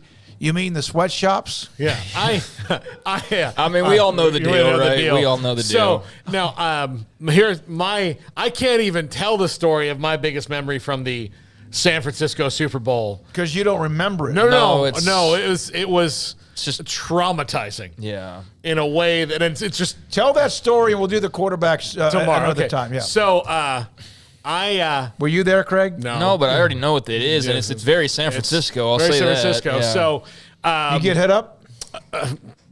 It's wait not till you let him. Yeah. So Q and I are walking from our hotel to the convention center, which is about 8 to 10 blocks. Yeah. It wasn't far. It was really easy to do. And so, but there's a lot of construction. So there's a lot of times in San Francisco, which has a rampant homelessness problem, that you are going to be face to face and like trying to, weave through homeless guys. And so there was a man, and we were walking up, and Q starts kind of getting behind me. And I didn't really see what was going That's on. such a Bay Area resident move too. Yeah. Like he already knew what was He was from Oakland. He's a homie. That's so his he plan. knew. So he gets behind me, and I hear him say, his junk's out. His junk's out. And I went, what? And so this dude has got his genitals out, and he kind of corners me, and Q uses, me to, shoot the gap and go to the end zone. So I've got to like try to ward this guy off. And he's like, hey man, you got a cigarette? And I just said, I don't smoke. And he goes, oh yeah, well, F you. Is that right? Yeah. I mean, and look, he was considerate enough to show the Should world. you have used shoot the gap during that part of the story? Yeah, that's what he did. I mean, he just went around as I got violently assailed by a homeless man with his junk out. See, that's not even quite the story that I remember. I seem to remember another story of walking by a guy, might have been the same guy, who just... Oh, no, that was the next day. When nature called right in the middle of the next sidewalk. Day. Yeah, just right in front in San of Francisco. In front of a gap. Yeah. It was the gap. So that when the people came in to open the gap that day... And that was just normal. They're going to have a bad day. Yeah. All right. Glad you guys shared us that story. Those are memories from San Francisco, basically. When we come back, we've had Nate Bennett and his mother, the commitment to Baylor. And by the way, his mother and his father, Chris, are both Baylor graduates. Didn't bring that up in the interview because that really was just something that we had so much else to talk about with the family and what they've been through the last 3 to 4 years. Roger Clemens. And coming up next, we'll end the show with Paul's Top 5, and this is 365 Sports. Texas Beef House. I've talked to the owner, Aaron Duvall, on multiple occasions. It is premium grade East Texas beef. No hormones, no antibiotics, no steroids. Wagyu beef. Quality farm-raised Wagyu beef. Memorial Day is just around the corner. 4th of July is not that far away. If you want something special to be shipped to you, go to TexasBeefHouse.com. And they can get you what you need. Not just Wagyu steaks, which are absolutely delicious. Brisket, Wagyu beef ribs, tri-tip, roast, hamburger meat. They sent us some hamburger patties, some that had cheese and jalapeno and some that were just plain. Just Wagyu beef burgers that were absolutely delicious, just outside of Tyler and White House. Premium grade East Texas beef. If you do order online and you contact Texas Beef House online or you make a call, you can tell them that you're with us. And you get a 10% discount by giving them the code SICK'EM10. So we appreciate you if you do that, and you'll appreciate it for sure if you get product from TexasBeefHouse.com. Pizza, burgers, and Bears football. There's no place around Waco that serves them all other than Bubba's 33. Come show your green and gold and enjoy some of Waco's best food and beverages while watching your favorite team, the Bears. When real Bears fans get hungry, Bubba's 33 is the #1 spot for ice-cold drinks, hand-stretched, stone-baked pizzas, and bacon-infused burgers. Join us for indoor or patio dining. Bubba's 33, Waco's restaurant and proud supporter of Baylor Bears football. Sick 'em, Bears. Boozers is the wedding ring store and more. If you're ready to get engaged or already married and want to upgrade your wife's ring for a special anniversary, Boozers is the place to go. With the largest selection of premier quality diamond engagement rings and wedding rings in Central Texas. They have 7 cases with over 300 styles of rings from top designers like Natalie Kay. Choose from yellow, white, or rose gold, plus beautiful top quality loose diamonds. With an in-house jewelry, they can also custom make anything you want. Bring in a picture or drawing and let Boozers create your one-of-a-kind pendant or ring. They can even use some of your old gold and diamond jewelry to create something new. At Boozers, you'll find a great selection of quality timepieces, and Boozers is the place for expert watch maintenance and repairs too. They specialize in expert Rolex watch repair for fine jewelry, watches, custom work, and more. Go to Boozers on Valley Mills and Lake Air Drive in Waco. Boozers, the wedding ring store. How did Edward Jones become one of the biggest financial service companies in the world? by not acting that way. Financial strategies, one-on-one advice, it's a big difference. And that's why Brad Wilson, your Edward Jones financial advisor, makes sense of investing. Experience the difference for yourself. Brad Wilson, 250 Sharon Drive in Woodway, 254-776-4337. Edward Jones, member SIPC. With so many companies and policies out there, it gets so confusing shopping for insurance, and I never know if I'm getting the policy that's right for me. Luckily, I met the team at the Niche Group Insurance Agency. With the Niche Group, you can go to one company and get access to coverage options from many insurance carriers, and you get to speak to a real person about your specific coverage needs. With the Niche Group, I know I'm getting the right coverage at the right price. If you need insurance, talk to the experts at the Niche Group at 1-800-258-8302. Aaron Duvall, owner, Texas Beef House. Why did you get into this business? We kind of were born into it, and it's been for several generations. Our family's been in the beef business, the ranching business, and we've specifically got into the beef business back in about 2015 when me and my son decided to form Texas Beef House and sell directly to the public. Aaron, everyone knows about Wagyu and how elite that is when it comes to beef. What separates you from anyone else that may do this in this type profession? We selected out Wagyu mainly because it's such a quality beef, and it's consistent. Some beef, some breeds, you may have, a good animal every now and then, but Wagyu produces really consistently good beef every time. Where is the best beef in Texas? Your house. When you order from Texas Beef House, unleash the flavor of Texas raised Wagyu. From our pasture to your plate, TexasBeefHouse.com. It's time for Paul Catalina's Top 5, brought to you by Texas Beef House. Where's the best beef in Texas? Your house when you order from Texas Beef House. Unleash the flavor of Texas-raised Wagyu. From our pasture to your plate, TexasBeefHouse.com. All right, somebody put in the chat room, Paul should have gone to a parade that day in San Francisco. I mean, they have plenty of them there. So, no. I mean, they had one that week. I mean, because Super Bowl, they have stuff going on all the time. Number 5 on this top 5 players still in the portal. Prince Kollie, linebacker from Notre Dame, still out there. Curious to see where he winds up. But it is, if you go through the portal, there's still a ton of players in it. And this might kind of go back to a little bit of the Deion Sanders discussion. When it comes to the top-ranked guys or the ones that everybody's after, it's slim pickings. Now, there's a couple guys on this list that, yes, everybody is still kind of going after, and these are the 5. But you go down and down, the bottom 2 here, 5th and 4th, according to On3, are their 112th and 128th ranked player. So you're not that these guys aren't good players, but again, it's not like you're getting what you were at the beginning here. But these are the best guys still in the portal. Linebacker Prince Kollie from Notre Dame has been in the portal for a little bit now. And I'm always surprised to see defensive players leaving a Marcus Freeman system. But again, that's the nature of college football now, and we'll see where Prince Kollie winds up. Yeah, it's kind of odd to still be sitting there, or I would think awkward to still be sitting there at this point. I mean, maybe some guys kind of have a better idea of what they're doing. Maybe he's one of them. But yeah, I just wouldn't feel great May 18th sitting with no team. I mean, stuff's starting up. The countdown to the season's on. I mean, you're starting that first week in June. Yeah, everybody comes back on campus if they haven't been. And it's get ready time. Yeah, so I know he played a bit for the Irish. I thought I saw a little quick search that Vanderbilt was linked to him, but again, that was like a couple weeks ago, and I haven't seen anything here lately in the last couple weeks. So maybe he's close to a decision. No idea there, but former top 100 guy. So. We'll see where he goes. Yeah, and is up there because of that, because he hasn't had the numbers just yet at Notre Dame. Number 4, running back Day Hunter left Liberty.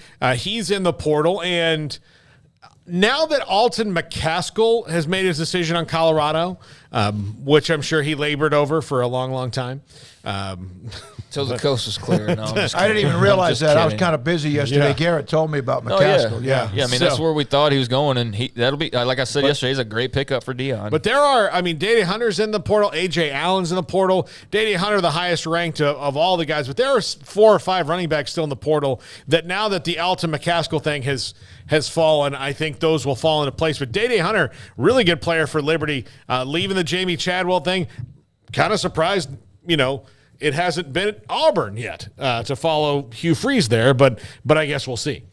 Yeah, I mean, maybe Hugh Freeze got a better selection now at Auburn than he did at Liberty. I think that's probably a big part of it. Don't know much about Dede Hunter's, post-portal entry recruitment and what's going on there, but yeah, it was a good player. Had, won a 1,000+ yard guy, but he got in the end zone on a every other week type of basis, and had like 800 yards or so, 8 touchdowns I think was what the number was. So yeah, I mean that's good, but at the same time that's not anything that's like blowing your socks off at this point. And I can see where that's not, especially.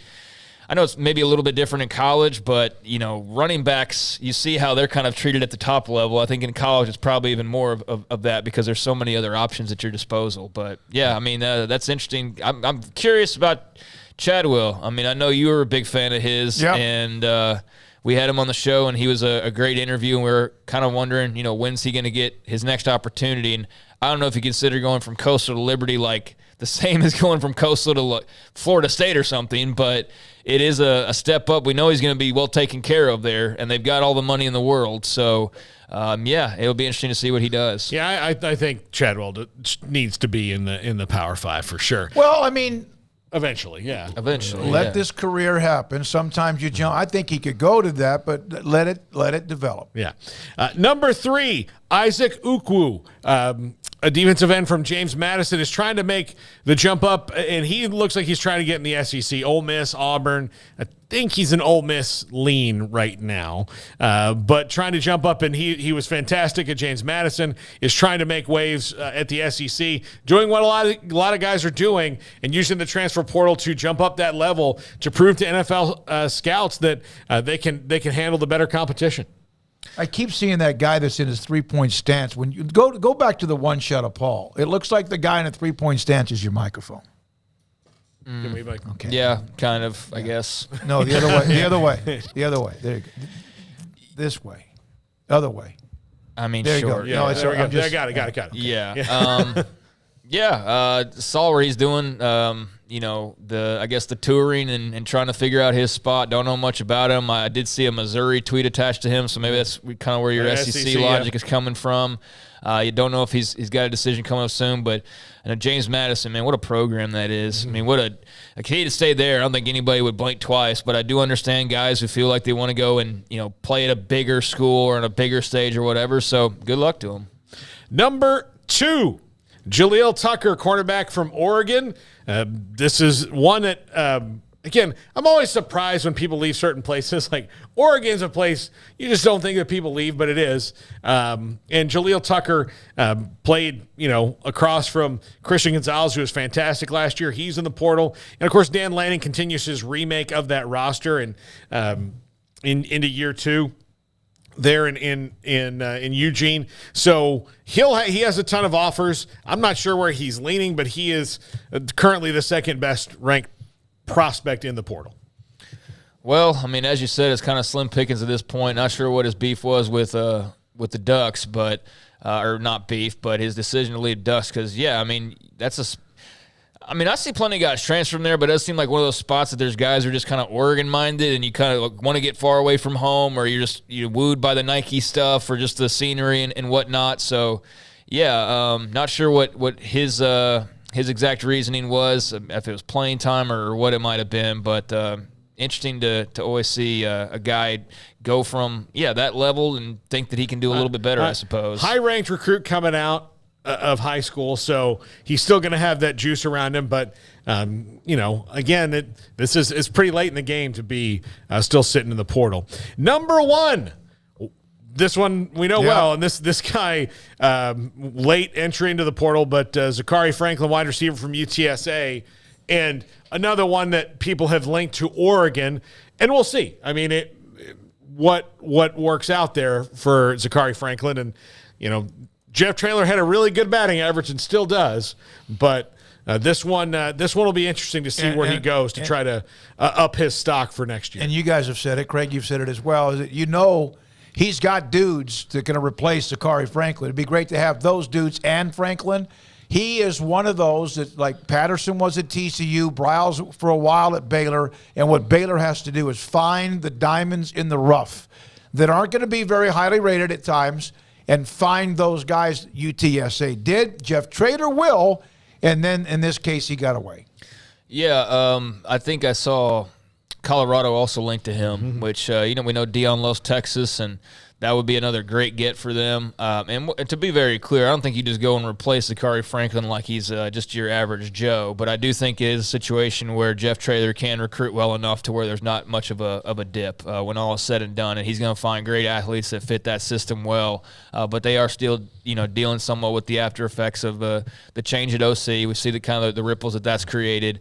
But yeah, I'm surprised that Zachary Franklin's out there. I can only assume that it's because he's weighing offers. I mean, that's what I figure, and I might be totally wrong on that. Maybe he doesn't have quite as much appeal as I assume, but I don't know. He's a pretty damn good player, and I thought he would be pretty quickly from one stop to the next. But then again, if you got a lot of suitors, maybe it's taking a little while, or maybe there's a couple you just really like, and it's hard to choose between Oregon and Colorado or whoever else may be involved. But I'm excited to see where he goes because I really enjoyed watching him with the Roadrunners. All right, thank you. The chat room today has been in like 9 different directions. It's a heartbeat on its own. We appreciate you. Some of what you discussed was what we did, the interviews we had, the segments we had. We appreciate that. And I just tell you, it's been fantastic to watch that grow. We are less than 100 away, right, Emery? Yes, sir. Less than 100 away from 30,000 subscribers. Spread the word or nudge somebody our way. We'd appreciate that. We're back again tomorrow at 3 o'clock. At 10:30 tonight, Sports Tonight on the CW. And it will be a packed show thanks to what Emery does in his magical ability to edit. Jack McKenzie, Garrett Ross, Levi was here earlier today, and also Emery Winter for our amazing sponsors. One of them now in the background right behind us on this set. For Paul Catalina and Craig Smoak, I'm David Smoak. Great to have you today. Thank you for your support. And this is 365 Sports. Good night.